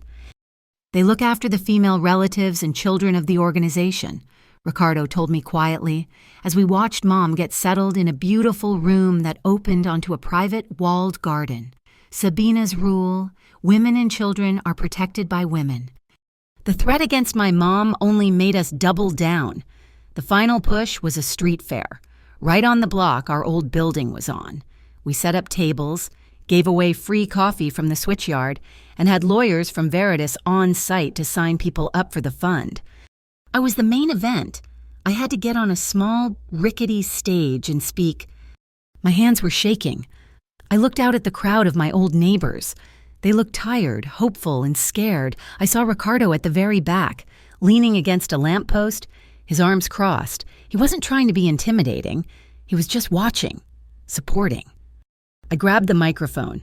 I used to live here," I started, my voice thin. And I was scared. They want us to be scared. They want us to be ashamed of being poor, of being in debt. I looked at my hands, smudged with charcoal from a sketch I'd been working on. "In my art," I said, my voice getting stronger. "We talk about scars. They want to make us ashamed of our scars. But a scar isn't a weakness. It's a map. It's a map of where you survived." I looked right at Ricardo. He wasn't smiling, but his eyes were soft and filled with a pride that hit me harder than a physical touch. Bram Kittredge was finally cornered. He played his last pathetic card. He leaked a fabricated story to a sleazy gossip blog, complete with fake bank statements claiming I was embezzling money from the Harbor Bright Fund. It was a brilliant, disgusting move. The bank, already nervous from Adele's lawsuit, put a temporary freeze on the fund's account. At the street fair, the mood turned. "Where's the money?" Noel, a man, shouted from the back. "Are you just like them?" Panic seized me, all our momentum gone. Ricardo's team just adapted. Rourke walked past me, carrying a simple metal cash box and a thick, old-fashioned, leather-bound ledger. He set them on a folding table in the middle of the street, in front of everyone. I grabbed the mic again. "They froze our account!" I shouted, my voice ringing with a new, cold anger. "Fine. From now on, we're 100% transparent. We're gonna cash. Every donation goes in this box. Every payout comes out of it, and every single transaction is written in this book. Right here, for all of you to see. 24/7. The crowd erupted in cheers. It was Rourke's move, but it was also a trap. He used the new cash system as bait. He sent a burner phone text to Bram. Posing as a disgruntled volunteer from the fund, he offered to sell Bram the real ledger, the one with all the dirt on our cash flow, for $10,000. Bram, desperate to find anything to save himself, took the bait. He agreed to a meeting. But when Bram showed up in the alley behind the switchyard, it wasn't Rourke who was waiting. It was Harlan Pike. Pike, suspended and furious, was giving Bram his get-out-of-town money. And the Beacon's photographer was on the roof across the street. The picture was devastating. Harlan Pike, the suspended MSA inspector, handing a thick duffel bag of cash to Bram Kittredge, the exposed loan shark. It was over. Pike was finished. Got the news an hour later. He'd been seen smashing his desk at the MSA building. He'd destroyed his work computer and his phone. Then, he'd used a burner phone to make one. Single call to a high-ranking liaison at the MSA. The request was simple. "Activate final cleanup?" "He's lost everything," Ricardo said. We were back in the penthouse. His voice was grim. "He's not a rat anymore. He's a rabid dog. He has no moves left, which means he's going to flip the entire board. He'll come for you." From that moment, I was a prisoner. I was never alone. Rourke drove me everywhere. Sabina's team shadowed me. 2 women, always present, always quiet. I loved Ricardo for it, but I was suffocating. I had been his partner, and now I was just a package to be protected. I hated it. The mistake was mine. It was small, stupid, and driven by love. I was at Greenchapel, visiting my mom. She was happy, she was safe, sitting in her sunlit garden, but she asked me for something. "My old sketchbook, Noel," she said, her hand light on my arm. "The one from your old apartment, the one with the charcoal drawings of your father. It's still in the nightstand." It was just paper.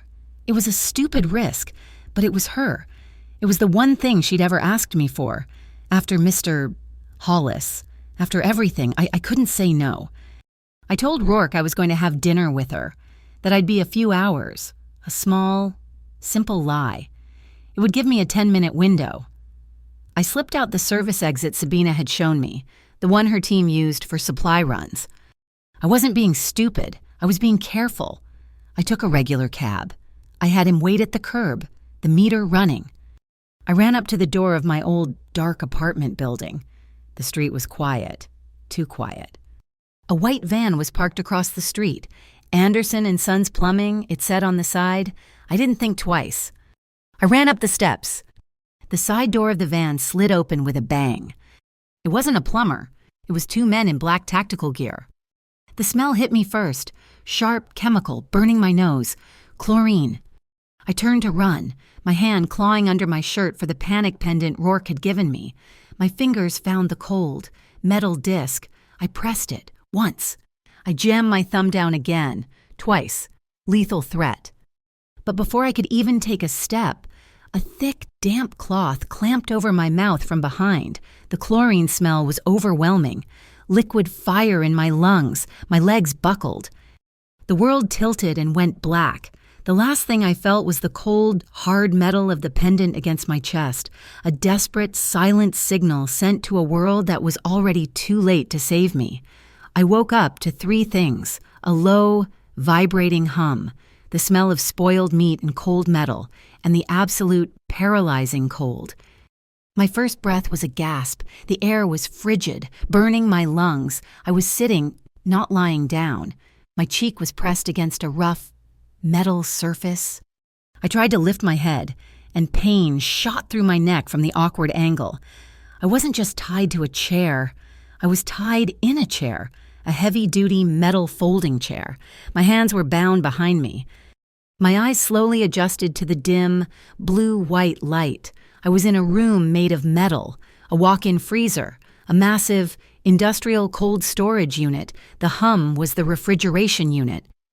"Hello." My voice was a dry croak, absorbed instantly by the insulated walls. I checked my bindings. Not rope. They were thick, plastic zip ties pulled tight around my wrists, but my wrists themselves were wrapped in something soft, like neoprene. A professional job. They hadn't wanted to leave marks. They hadn't wanted to hurt me. They just wanted the bait to be in perfect condition. My heart hammered. A painful, frantic beat against the cold. The panic was a physical thing, a living creature in my chest trying to claw its way out. "Don't smile when you're scared. They like that." Ricardo's voice. It cut through the panic, sharp and clear, and then his other lesson, the one from the penthouse, when my world was collapsing. "Observe, don't panic." I forced my breathing to slow, the frigid air stinging. Observe. I was in the North Basin cold storage facility. I recognized the logo on the far wall, a stupid, cartoon polar bear. It was near the old shipyard Ricardo and I had. My thoughts stopped, that memory too warm for this place. Observe. The room was maybe 20 by 20. The floor was slick concrete, dark with condensation. In the center, a single circular drain. High in the far corner, a small black dome with a single, blinking red light, a camera. They were watching. I tested the zip ties again. They were locked tight. I was wearing the same clothes from my stupid, sentimental trip, jeans and a long-sleeved knit sweater. I remembered the elastic band I always wore on my wrist, tucked under the cuff. It was still there. With my fingers, clumsy and stiffening from the cold, I started to work at it. I hooked a fingernail under the band, pulling it, stretching it, trying to work it over my hand. My plan was vague, desperate, get it free. Use it to what? Saw at the plastic. No. I started trying to loop it, to hook it onto the teeth of the zip tie, to create some kind of friction, some kind of lever to make the cuff slip. It was a stupid, impossible plan, but it was something. It was a focal point. It kept the panic at bay. The heavy, insulated door in the far wall thudded open, and a rectangle of bright, normal light flooded the room. I squinted, my heart leaping. Harlan Pike stepped inside, followed by two of the men from the plumbing van. He wasn't wearing his tactical gear. He was in his usual, cheap, rumpled suit, but he wasn't wearing a coat. The cold didn't seem to bother him. He looked pleased. He was smiling, that thin, smug smile of his. "Good morning, Miss Hart," he said, his voice light, conversational. "Sorry about the accommodations. We just needed to keep you fresh." "What do you want?" I tried to make my voice strong, but it shook with cold. I don't want anything from you. You're just what's the term, the cost of entry. You're the bait. Noelle, the pretty, little, artistic lure." He stepped closer, walking a slow circle around me. "See, your new boyfriend has something I need, something his man Rourke stole from my MSA server. A very comprehensive hard drive, a list of accounts, transactions, very boring stuff. But it's mine, and he's going to give it back." He had a tablet in his hand. He clicked it on, the screen glowing. "He's watching right now," he said, holding the screen up for me to see. My stomach dropped. It was a live feed of me, the camera in the corner. I was watching myself. "He got your little distress signal," Pike said, almost cheerfully. "Oh, yes, the lethal threat. Very dramatic. Rourke and Sabina are probably running around the city like chickens with their heads cut off. They've got, let's see," he checked his watch, "1 hour to deliver the drive to a drop point I've selected." "And if he doesn't," I whispered, my mouth dry. Pike's smile widened. "Don't be silly. Of course he will. He's soft now. You did that, filed his teeth down just like I said. He leaned in, his voice dropping to a conspiratorial whisper. He even made a rule. Did you know that no shooting in the city? His people are furious. He's taken away their fangs. All for you. He tapped the side of his own chin, right on a small, white, circular scar I hadn't noticed before. You know how I got this A punch?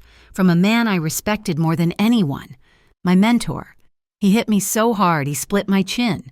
Because I had disrespected him. It was a lesson. It was a gift. That's power, Noelle. That's respect. I stared at him. He wasn't just a corrupt inspector. He was a zealot. He was in love with his own warped idea of strength, and he saw Ricardo's love for me as a weakness. Ricardo, he won't negotiate with you, I said, trying to buy time, trying to keep working the elastic band. Pike laughed. He's not negotiating. He's surrendering. The door opened again. My entire body went rigid. Ricardo?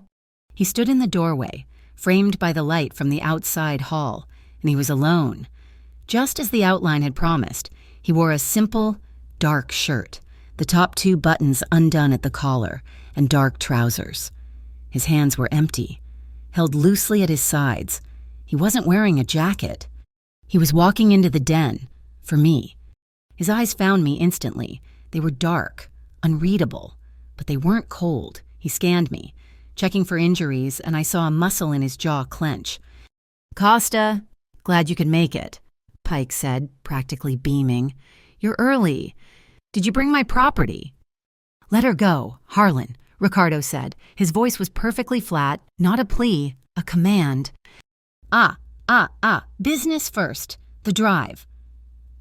It's on its way to the drop, Ricardo said. My man is 5 minutes out. You'll get your alert, then you let her go. I don't think so, Pike sneered. He held up his tablet, and my stomach twisted. It wasn't the live feed anymore. It was the drone footage, the grainy night vision video from Dyer Park, the taxi screeching, Ricardo yanking me back, shielding me with his body. See, I've been watching this, Pike said, his voice dreamy. Over and over. This is the moment I knew I had you, the moment the lion decided to become a house cat. He took a step toward me, and Ricardo moved, a blur of speed, planting himself between us. Don't, Ricardo said, his voice a low, lethal growl. Touch her. Or what? Pike laughed. You'll break your little rule. You'll shoot me in your city. Boss, one of the plumbers said, stepping forward. He was a big, rough-looking man in a Northline Circle jacket. We're not just letting him walk, and we're not just here for Pike's hard drive. Pike's smile faltered. What are you talking about? You got your payment. We got half, the man snarled. We want the drive. We know what that list is worth, and we want whatever else cost us paying for the girl. We'll take both. Pike looked stunned. You're betraying me. You're suspended, Harlan, the man said, pulling a long, thin knife from his belt. You've got no juice. This is just business. This was it, the chaos. While the Northline man was monologuing, while Pike was sputtering, my fingers had been working, pulling the elastic band, stretching it, looping it over the plastic latch of the zip tie. I had it. It was just enough leverage. The Northline guy lunged, not at Ricardo, but at Pike, to grab the tablet. Pike yelped and scrambled backward. The second thug moved to block Ricardo. In that single, chaotic second, I snapped the elastic band. It wasn't enough to break the tie, but it was enough to make the neoprene cuff slip over my wrist bone, giving me a precious inch of slack. It wasn't enough to get free, but it was enough to unbalance my hands. I threw my entire body weight backward, twisting as I went. The metal chair legs shrieked on the concrete floor. I slammed the back of the chair and my bound hands directly into the wall, right into the emergency panel. It was a huge red metal plate, a fire suppression switch. The second I hit it, the world ended. A deafening whoop, whoop, whoop of an alarm blasted through the small room, loud enough to shake my teeth. The dim, blue-white lights died, replaced by pulsing, bright red emergency strobes. And then, From nozzles in the ceiling, a thick, white cloud of CO2 gas or fire retardant began to pour into the room. The camera was blind. "No!" Pike screamed, his voice thin in the chaos. "Grab the drive, forget the girl," the Northline thug yelled. The room was a screaming, flashing, blinding hell of red light and white smoke. I was coughing, the chemicals burning my throat. I felt a hand on my arm. I screamed and tried to pull away. "It's me. I've got you." Ricardo. He was a shadow in the flashing red light, a small, sharp snick, and my hands were free. He'd used a pocket knife to slice the zip ties. He pulled me to my feet. "Breathe through your sleeve. This way." He didn't run for the door we'd come in. He grabbed my hand and pulled me toward the back of the freezer, into the deepest part of the smoke. "Ricardo," Pike was shouting. His voice choked. "You won't get out!" "He knows the building," I gasped, remembering. "The shipyard, the cold storage." "Old cold shipping tunnels," Ricardo confirmed, his voice tight. He found a heavy steel latch on the back wall, a service exit I hadn't seen. He threw his shoulder against it. A dark shape lunged out of the smoke, the Northline thug with the knife. He swiped at Ricardo, a vicious silver arc in the red light. Ricardo shoved me back, twisting. He grunted, a short, sharp sound of pain. The thug raised the knife again, but Ricardo was faster. He didn't punch. He used his open palm, striking the man's throat, a move so fast, so precise, it was brutal. The man crumpled, gagging. Ricardo grabbed my hand again. "Go now." He slammed the latch, and the heavy door burst open. We weren't in the warehouse. We were in a narrow, concrete utility tunnel, dark and damp. We ran, my lungs were on fire. Behind us, I heard shouting. We burst out of the tunnel through a metal grate, finding ourselves on the abandoned, moonlit loading dock. We were free. Costa. Pike. He was standing at the far end of the dock, blocking our way to the street. He had a gun. He must have taken it from one of the thugs. His face was contorted in a mask of pure rage. "It's over," he screamed, his voice cracking. "You're soft, you're done." He raised the gun. I froze. Ricardo stepped in front of me, again. A sound, not a gunshot, but a sharp, percussive thwack. A blinding, painfully white light erupted from the darkness above Pike. It was brighter than the sun, a searing magnesium flare that turned the entire world to white. Pike screamed, dropping the gun, his hands flying to his eyes. Now, Noel. Rourke. He was on the roof above us. He hadn't fired a shot, a flashbang. He'd kept the promise. Ricardo didn't hesitate. He grabbed my arm and we ran, half falling, off the side of the loading dock, into the gravel lot below. The black sedan was there, the engine already running, the back door open. We dove in. Rourke landed on the pavement behind us as if from nowhere, and was in the driver's seat before I'd even caught my breath. The tires smoked as we tore out of the lot, leaving Pike screaming in the darkness. The car was silent, save for my harsh, gulping breaths and the squeal of the tires. I turned to Ricardo. He was slumped against the door, his head back, his eyes closed. His face was pale, beaded with sweat. "Ricardo!" His hand was pressed to his side. It was dark, too dark. "The knife," I whispered. "He got you." "It's just a cut," he grated, his teeth clenched. "Let me see." My hands were shaking. I gently pushed his hand aside. The fabric of his dark shirt was soaked. I ripped the material, my fingers clumsy. It was a V-shaped gash, clean but deep, and it was bleeding, a lot. "Rourke, he's bleeding," I yelled. "Hold pressure," Rourke said, his voice terrifyingly calm as he took a corner at 60. 5 minutes out.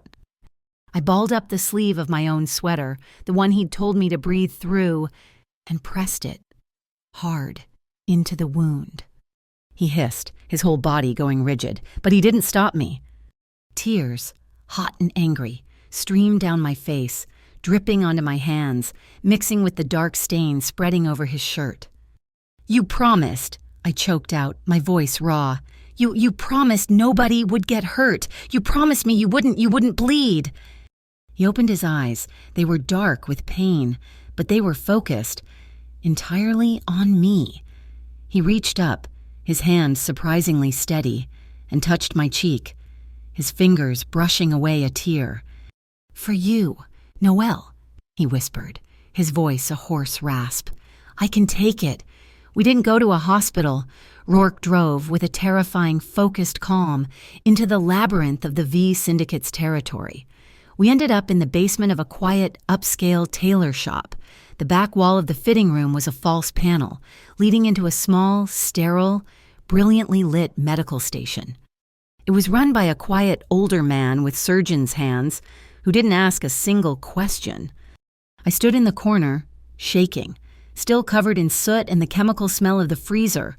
I watched as he had Ricardo lie on the examination table. I watched him clean the wound.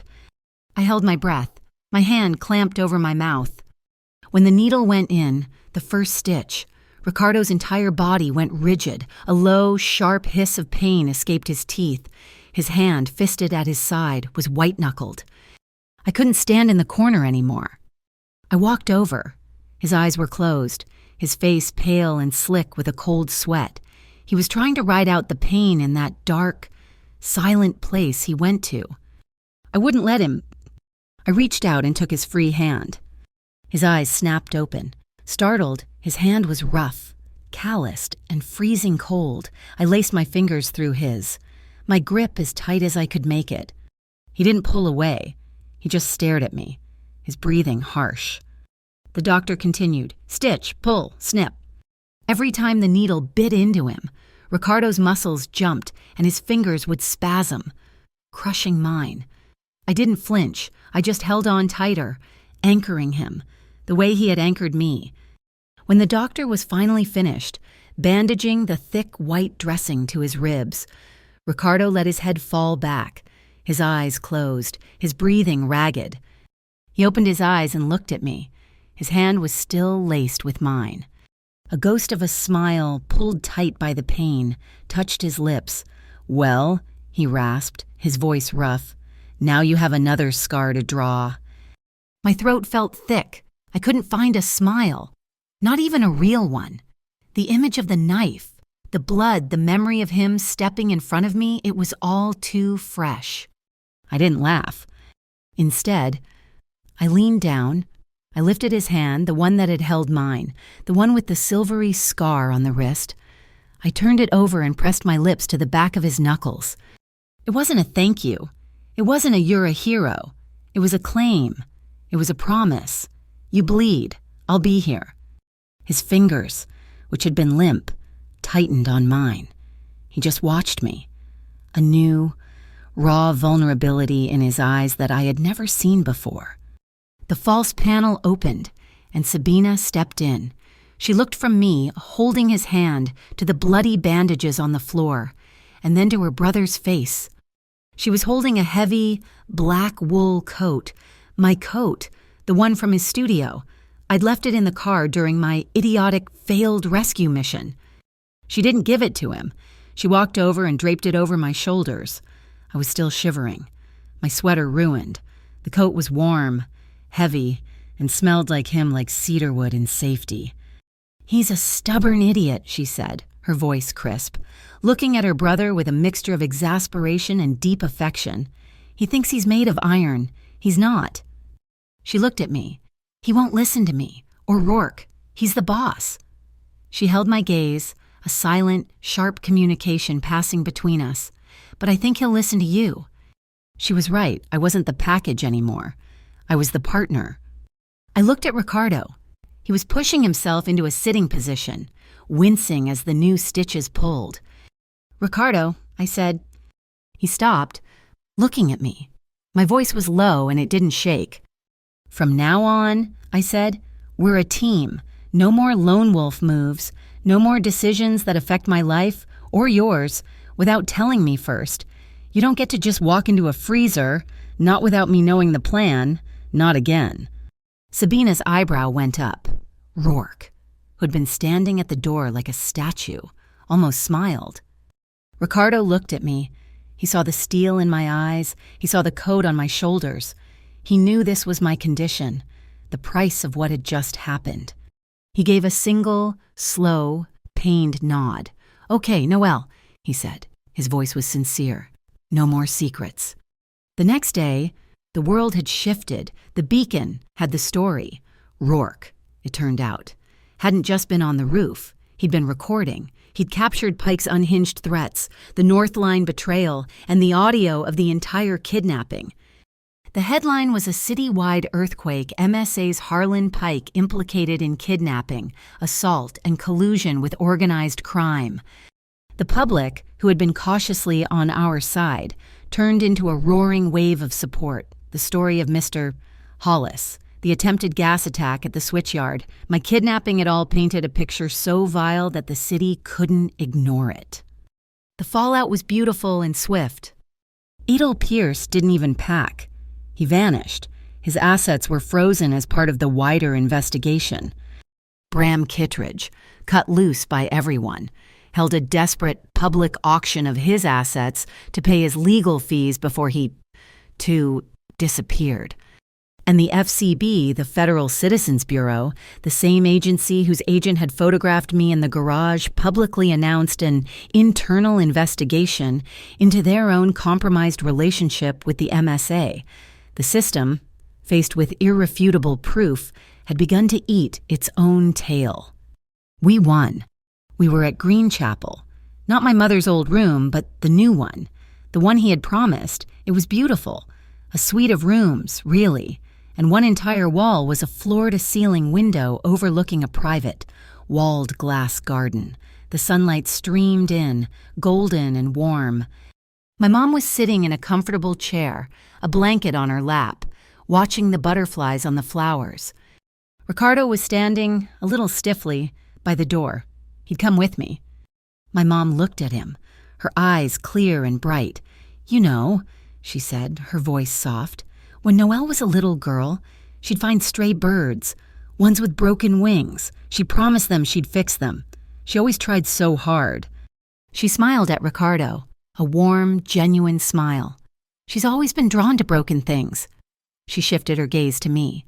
"But you, young man, you're the first one I've seen who keeps his promises."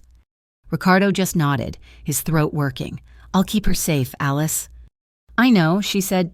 "Now, go. You two look tired." Later that night, Ricardo found me in the penthouse. I was sketching. Not the Hollis abstract, but just drawing the city lights. "You should leave Greyhaven," he said quietly from behind me. I stopped. My charcoal pencil froze on the page. "Just for a little while," he said, his voice laced with an exhaustion I'd never heard before. "Go to Paris, Rome, I don't care. Go to art school. Be safe. This Harlan, he's gone.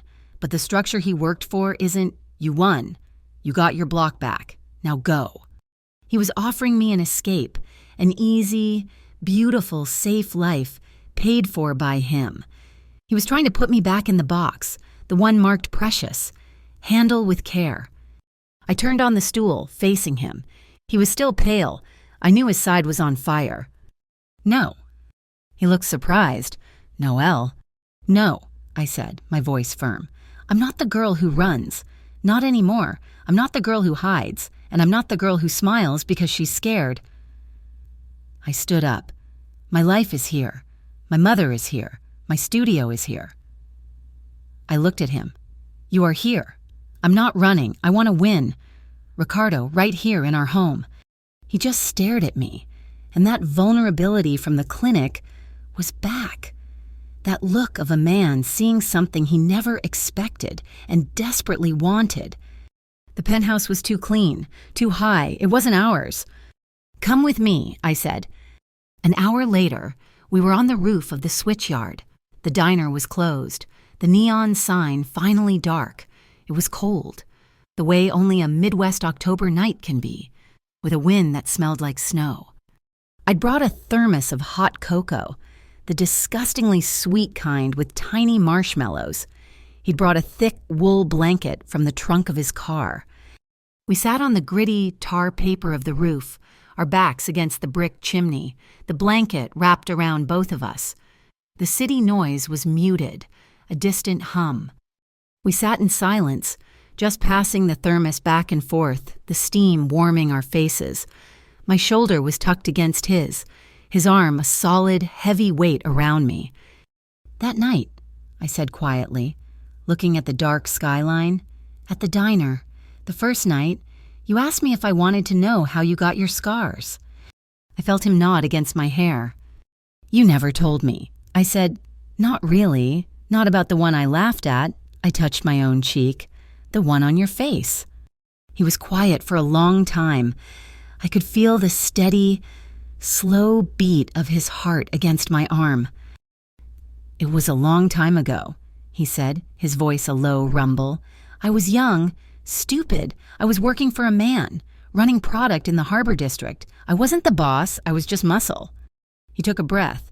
"We were at a bar, a real dive. A deal went bad. Not guns, just angry, drunk men. One of them broke a bottle, a glass beer bottle." He looked out at the city. He wasn't aiming for me. He was aiming for the kid, the busboy. Just a kid, maybe 16, who had accidentally spilled a tray. The man was just mean. He was going to teach the kid a lesson.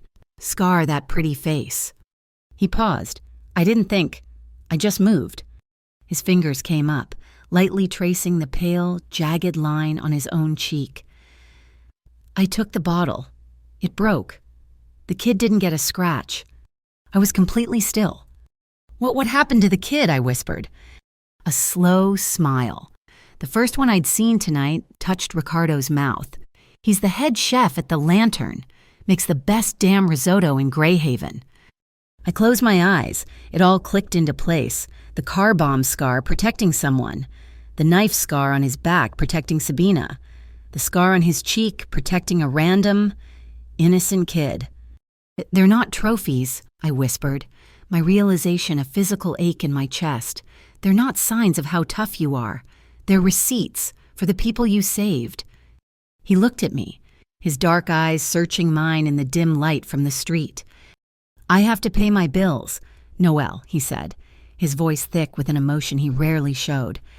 I couldn't speak. I just leaned in. I put my hand on his uninjured side, on his jaw, and I kissed him. It was nothing like the kiss in the studio. That was fire and discovery. This was home. It was slow and deep and certain. It was a long, quiet, healing kiss that tasted of cheap chocolate and the cold night air. It was a kiss that said, "I see you. I see all of you, and I am not afraid." He kissed me back, his hand coming up to cradle my head, his fingers tangling in my hair. It was a kiss that wasn't about taking, but about giving, about finally being able to rest. When we broke apart, we just rested our foreheads together, our breath mingling in a white cloud. He pulled back slightly. From his pocket, he took a ring. It wasn't a diamond. It wasn't gold. It was a simple, dark band of what looked like hand-forged iron. It was solid, imperfect, and beautiful. "It's not," he said, his voice rough, "a promise of forever. It's not a wedding ring. It's iron. It's a promise of steadfastness, that I will not bend, and I will not break, and I will not run." He slipped it onto the ring finger of my left hand. It was heavy and slightly warm from his body. I looked at the simple, strong, dark metal. It was the most beautiful thing I had ever seen.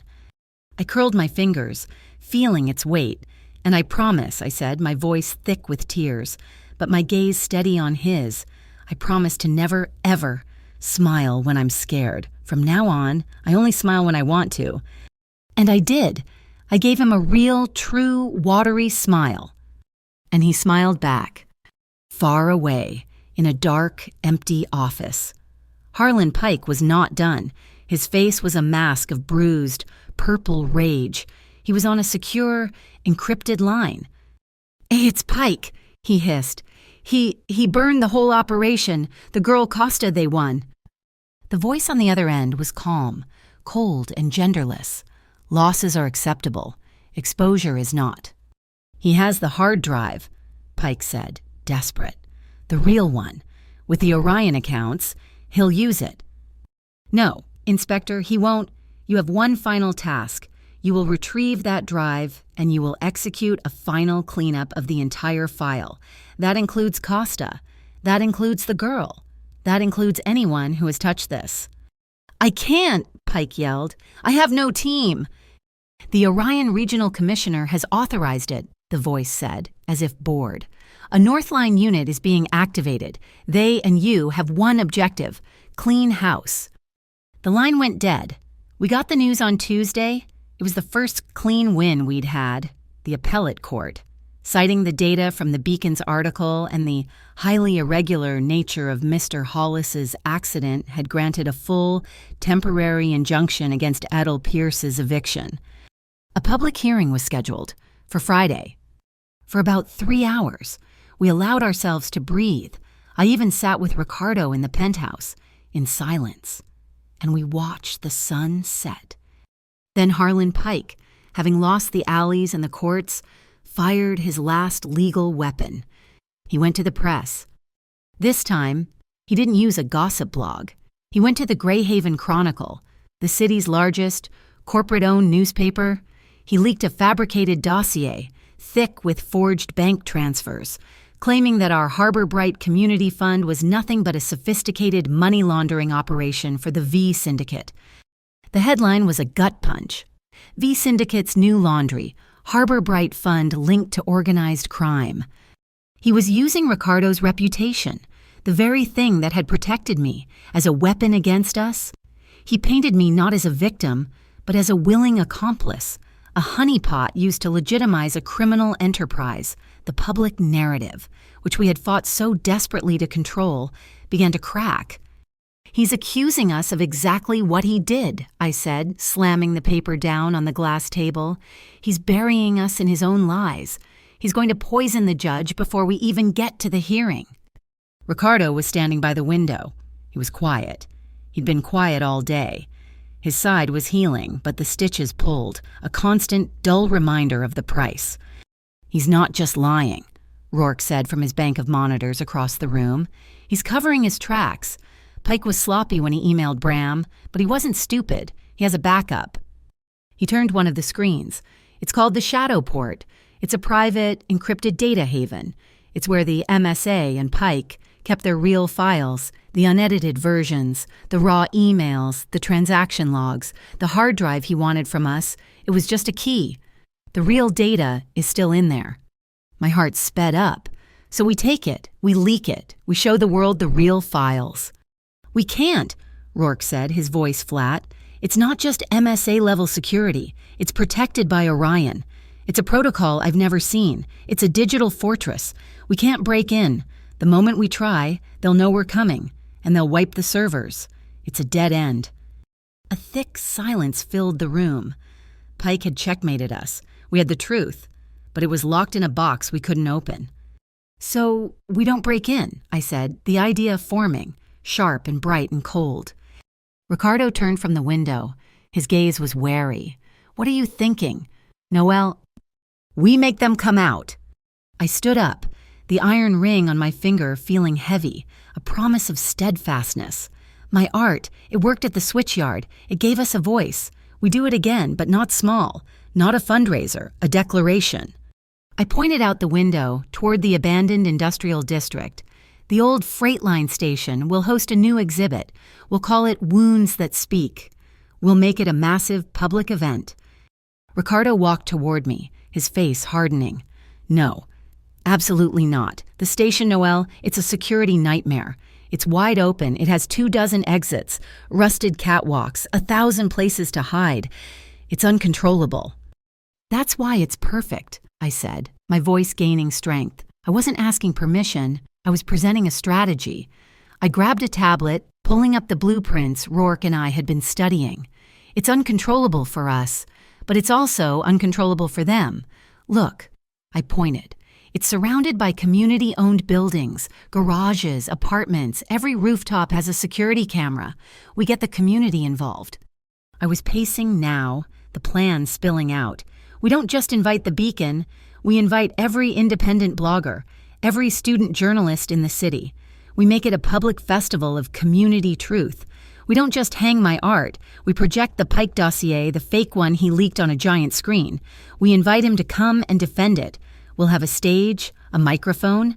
We'll call it an open forum." Ricardo's eyes narrowed. He was starting to see it. "Pike," I said, "or this Orion group, they can't let that happen. They can't let us control the narrative. They can't let us stand on a stage and publicly dissect their lies. They have to show up. They'll have to come in and seize the evidence. They'll have to shut us down." I stopped and looked at Rourke. "And when they do, when they try to access their network from inside the station," Rourke's head came up. A slow, dangerous smile spread across his face. "When they authenticate the retrieval order from inside," he finished, "they'll have to do it inside the station. Inside a signal cage. I can build it. We can trap every single packet of data they send. We can grab their authentication keys. We can become them. We can walk right into the shadow port." Ricardo stared at me for a full, silent minute. The girl who used to smile when she was scared was gone. I was the one setting the trap. He looked at the iron ring on my hand, then back at my face. He nodded. Once, "All right, we do it, but we do it my way." His way meant Sabina. She arrived that afternoon, all sharp angles and navy blue business attire, and listened to my plan without blinking. "A public art show in a derelict train station," she said, her voice dry. "You're giving me a heart attack, Noelle." But she was all business. "My team won't work," she said. "We're security. We stand out. We need volunteers." Her women wouldn't be in black tactical gear. They'd be in jeans and Harbor Bright fun t-shirts, handing out programs and free coffee. They'd be the smiling faces at every single exit. They would lock the trap. For the next 36 hours, the Freightline station was a hive. Rourke's team, disguised as event technicians, wired the massive, echoing hall. They set up a localized private network. It was the signal cage. Anyone inside who tried to access the internet would be seamlessly rerouted through Rourke's servers. The event was set for Friday night, the same day as the court hearing. The hearing itself was a non-event. The judge, clearly spooked by the media war, postponed any decision, citing further investigation. It didn't matter. The real trial was happening at 7 p.m. at the Freightline station. I was terrified. My hands were shaking as I pinned my final, massive charcoal sketch, a portrait of Mr. Hollis, his face proud and defiant, to a hanging board. Ricardo came up behind me. He wasn't in a suit. He was dressed like me, in dark jeans, boots, and a black sweater. He put his hand on my shoulder, his touch a solid, warm point of calm. He wasn't hiding in the rafters. He wasn't watching from a car. He was here, on the floor, with me. He was wearing a small, laminated Harbor Bright volunteer badge, the same as mine. "Ricardo Costa, fun partner." "You're shaking," he said, his voice low. "I'm not scared," I whispered, which was only half a lie. "I'm angry." The crowd was huge, bigger than we'd expected, hundreds of people. My old neighbors, art students, curious journalists, city activists. The beacon was set up near the stage, their camera already live streaming. I saw him, Harlan Pike. He was trying to blend, wearing a baseball cap pulled low, but there was no mistaking that venomous energy.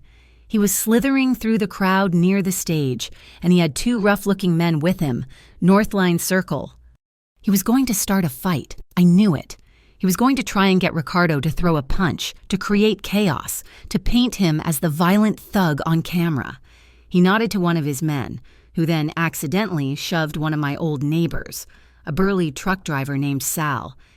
"Hey, watch it, buddy," Sal growled. The thug shoved him again. "Or what, old man?" This was it.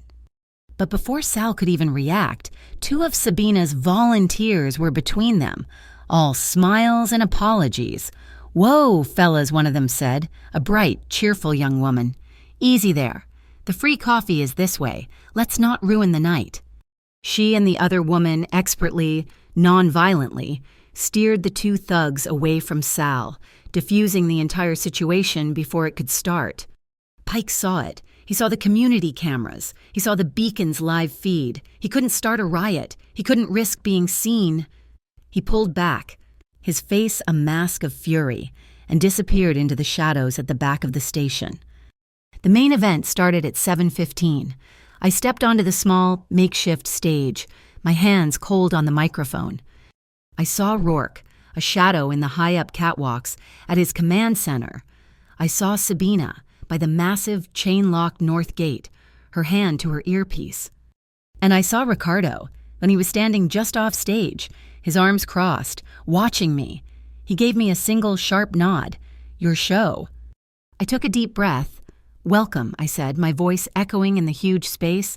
"We call this wounds that speak, because for too long, our city has been wounded, and we've been forced to be silent." I was just getting started when I saw them. A team of 6 men, moving through the crowd with purpose. They weren't in suits. They were in firefighter turnout gear, complete with helmets, oxygen tanks, and reflective stripes. "Ma'am, we need you to clear the stage," the leader said, his voice electronically muffled.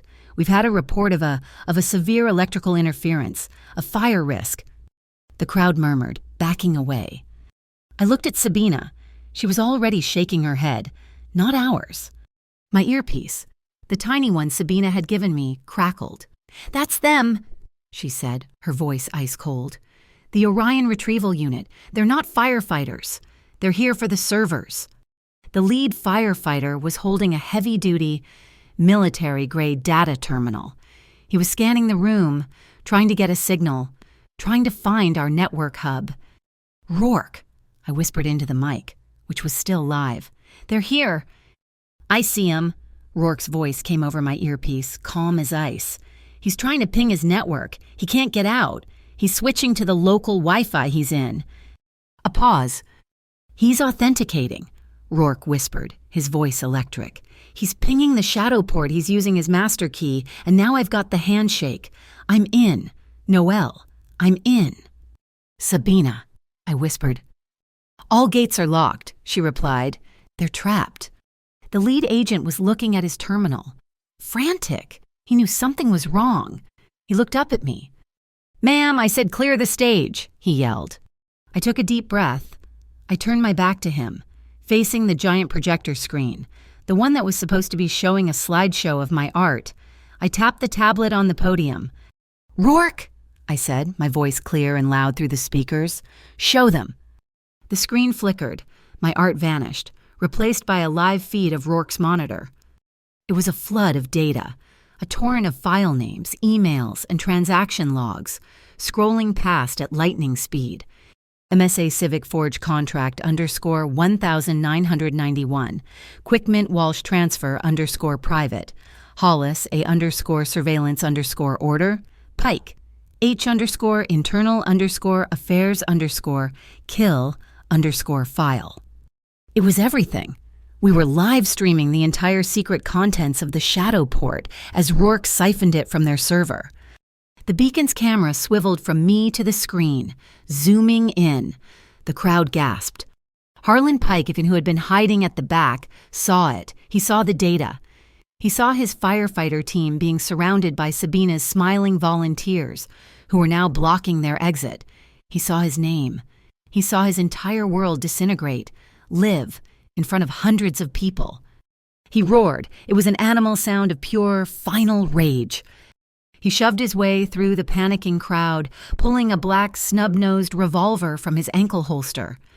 The crowd screamed. They surged backward, a human wave parting, creating a sudden, empty circle. It was just me on the stage, and Pike, 20 feet below, his gun raised, his arm shaking, aimed right at my chest. My hand was flat on the podium. The iron ring was cold. I looked at Pike. My heart was a drum, but I did not smile. My hand did not shake. I saw Ricardo, 10 feet to my left. He had started to move that instinctive, protective lunge, the one that put his body between me and the danger. But he stopped.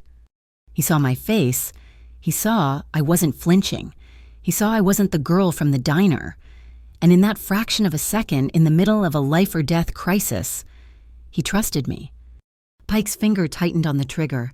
"You," he screamed, his face purple. "You ruined—" He never finished. A blur of motion from the side of the stage. Sabina.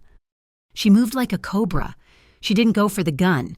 She grabbed Pike's wrist, twisting and hyperextending it with a sickening, audible crack. She didn't stop. She used his forward momentum, spinning, sweeping his legs from under him. He went down, hard, his head hitting the edge of the stage with a dull, heavy thud. The gun skittered across the floor, harmless. It was over in less than 2 seconds. It was precise, brutal, and completely, utterly silent. No gunfire. The promise kept. The station was dead quiet for a single heartbeat.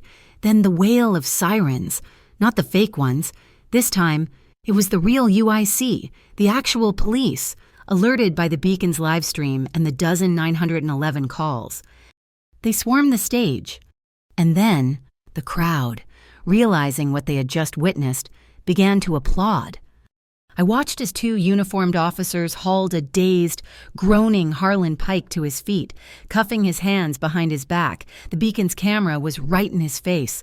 He was done. He struggled, his eyes wild, and he found Ricardo in the crowd. "This isn't over, Costa," he spat, blood dripping from his lip. "You didn't beat us. Orion isn't just one man. They'll send someone else. They'll always send someone else." He was dragged away, still shouting. The crowd was cheering. Sabina was calmly handing the Orion hard drive to a stunned UIC detective. Rourke was downloading the last of the Shadow port data.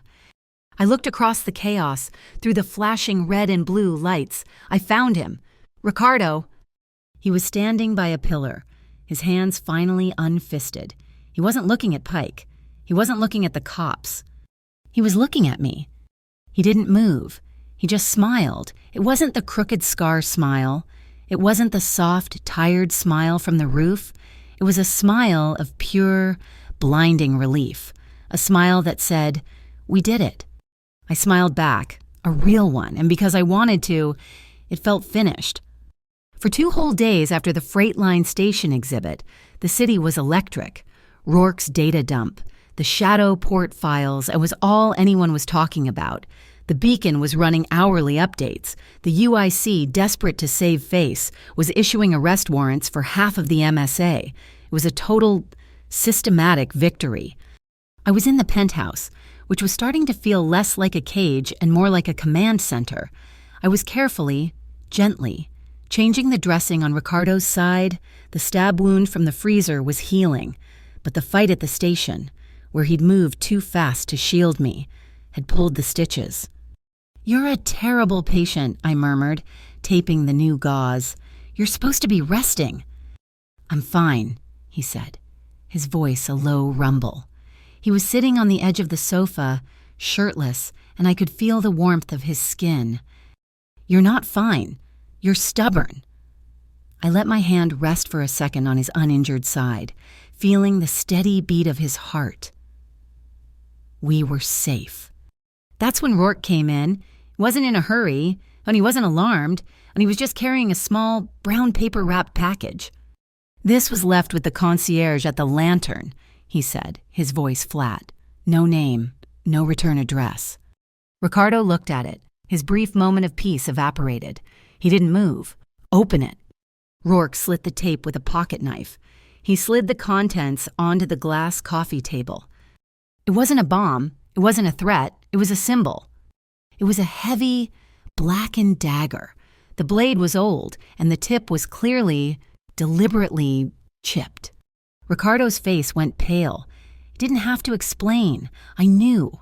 The North Line Circle, the rivals, the ones who had given him the car bomb scar, who had come after Sabina.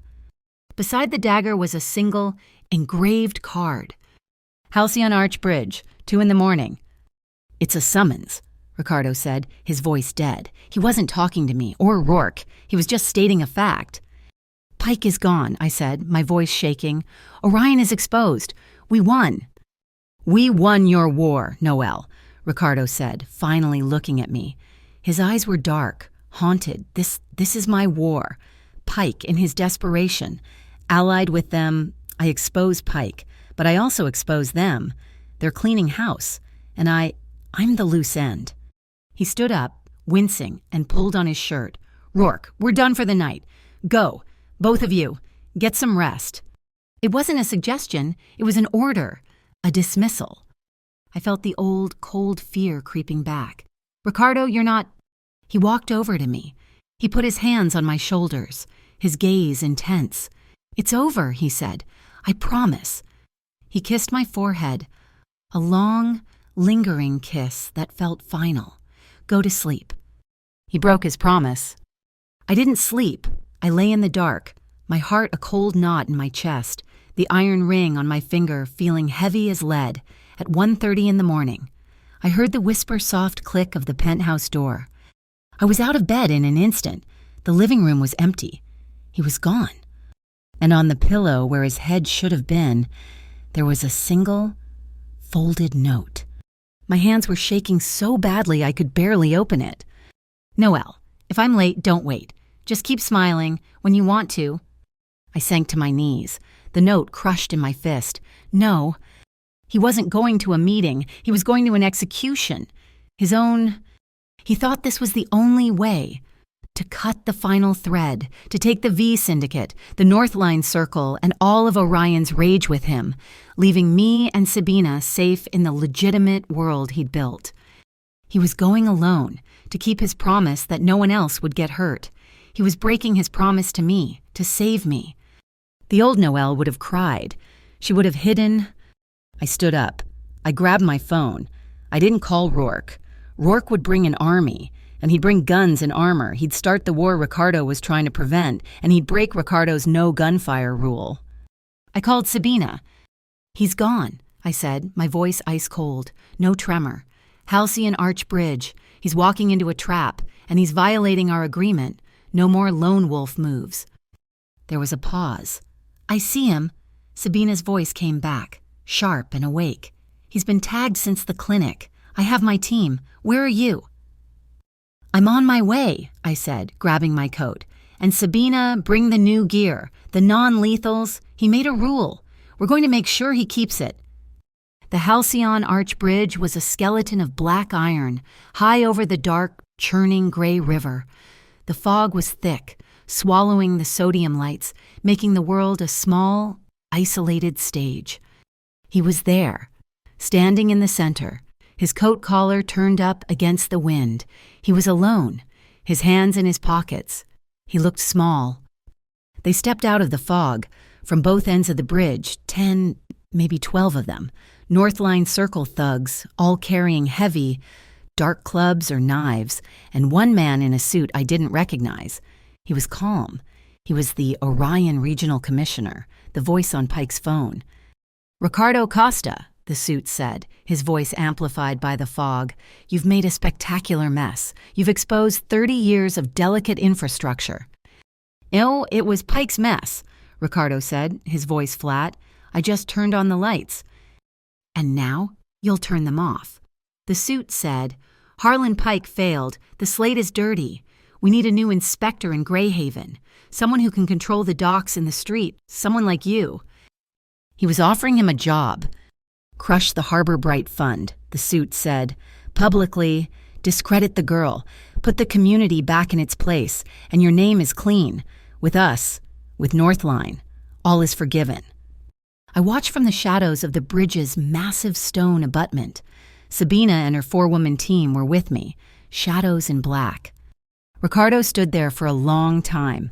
I could see his breath clouding in the cold air. He slowly pulled his hands from his pockets. "No," he said. The suit sighed. "Then you've chosen to remain a traitor to our world, and traitors have to be erased.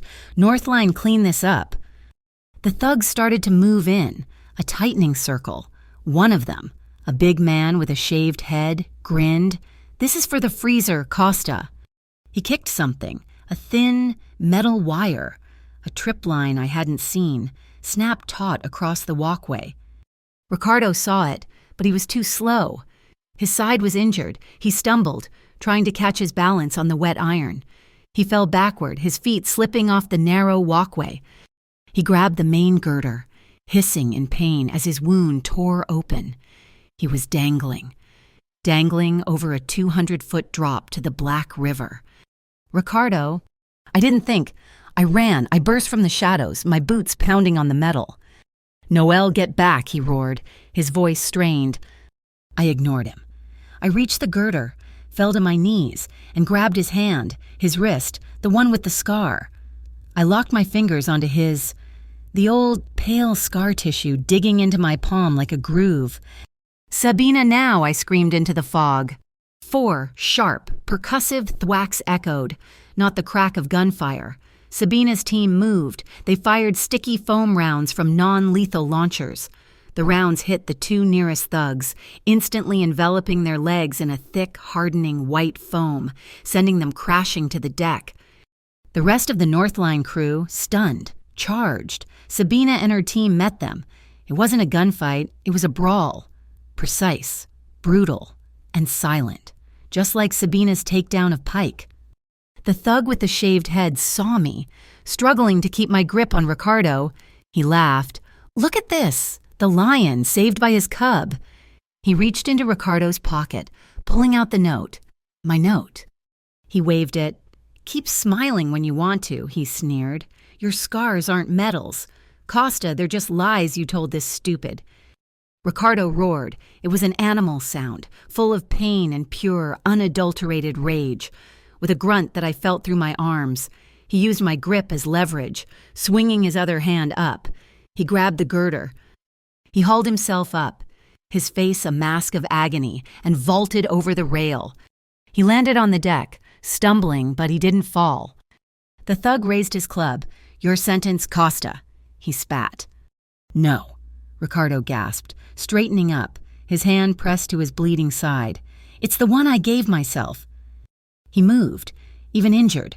He was a blur. He didn't block the club. He moved inside it, dislocated the man's shoulder with one precise, open palm strike, and used his momentum to flip him onto the ground, where he landed with a thud, his head hitting the iron deck. It was over. The Orion's suit, his face white with terror, was scrambling to get away. He was met at the end of the bridge by the flashing blue and red lights of the UIC. Sabina had made the call. And I was standing there, my phone in my hand, my screen bright. I was live streaming, not to the world, to the UIC detectives getting out of their cars. I was streaming the last, vital piece of the Shadowport data, the file marked Orion Regional Commissioner _active_agents. The suit looked from me to the phone, to the cops. It was the final checkmate. Dawn, the fog was burning off, the sky turning a pale, bruised orange over the gray river. The bridge was quiet, save for the murmur of the police. Sabina was giving her statement. Ricardo was leaning against the iron rail, his head down. He was shaking from exhaustion and blood loss.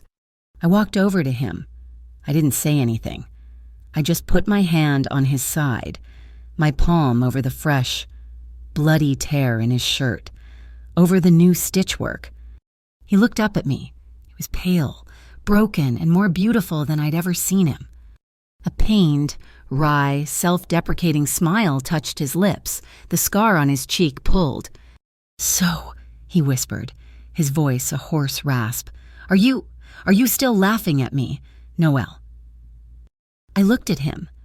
The man who had walked into a freezer for me. The man who had walked onto this bridge for me. The man who had kept every impossible promise.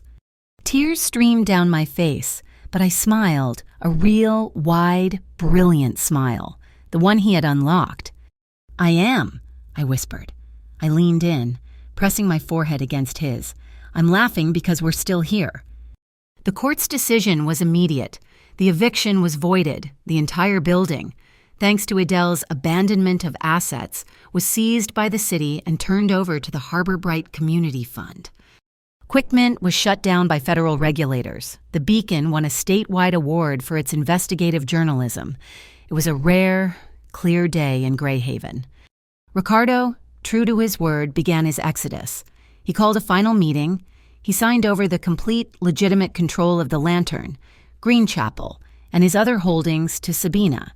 He dissolved the gray elements of the V Syndicate, cutting loose the parts of his world that lived in the shadows. He wasn't a boss anymore. He was just Ricardo Costa. And I opened my studio. The switchyard was reborn. The neon sign was relit, but the greasy counters were gone, replaced by white walls and track lighting. The switchyard studio became my home, and the Scarscape collection became a traveling exhibition, a national fundraiser for the legal defense of urban tenants. At the opening, the place was packed. I saw my mom, smiling and walking with a cane, talking to Sabina. I saw Rourke, looking awkward in a suit, guarding the punch bowl. I saw Ricardo. He was standing in the back, by the door, just watching.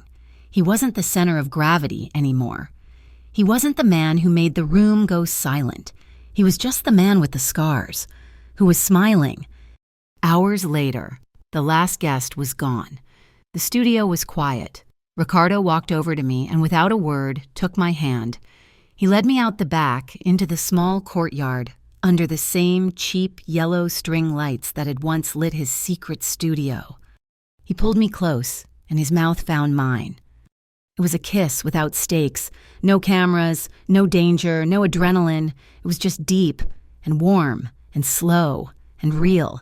It was a kiss of pure, unadulterated peace.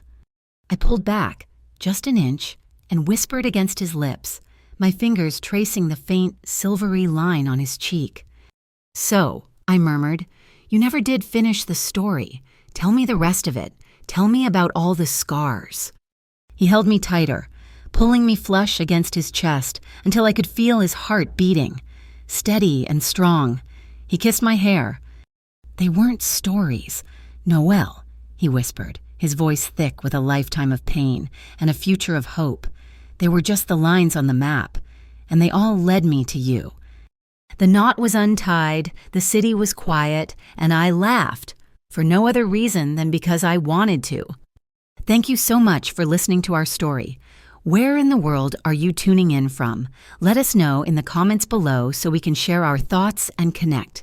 Please subscribe to our channel, Mafia Boss Stories, like this video, and give us your support by hitting that hype button so this story can be heard by even more people.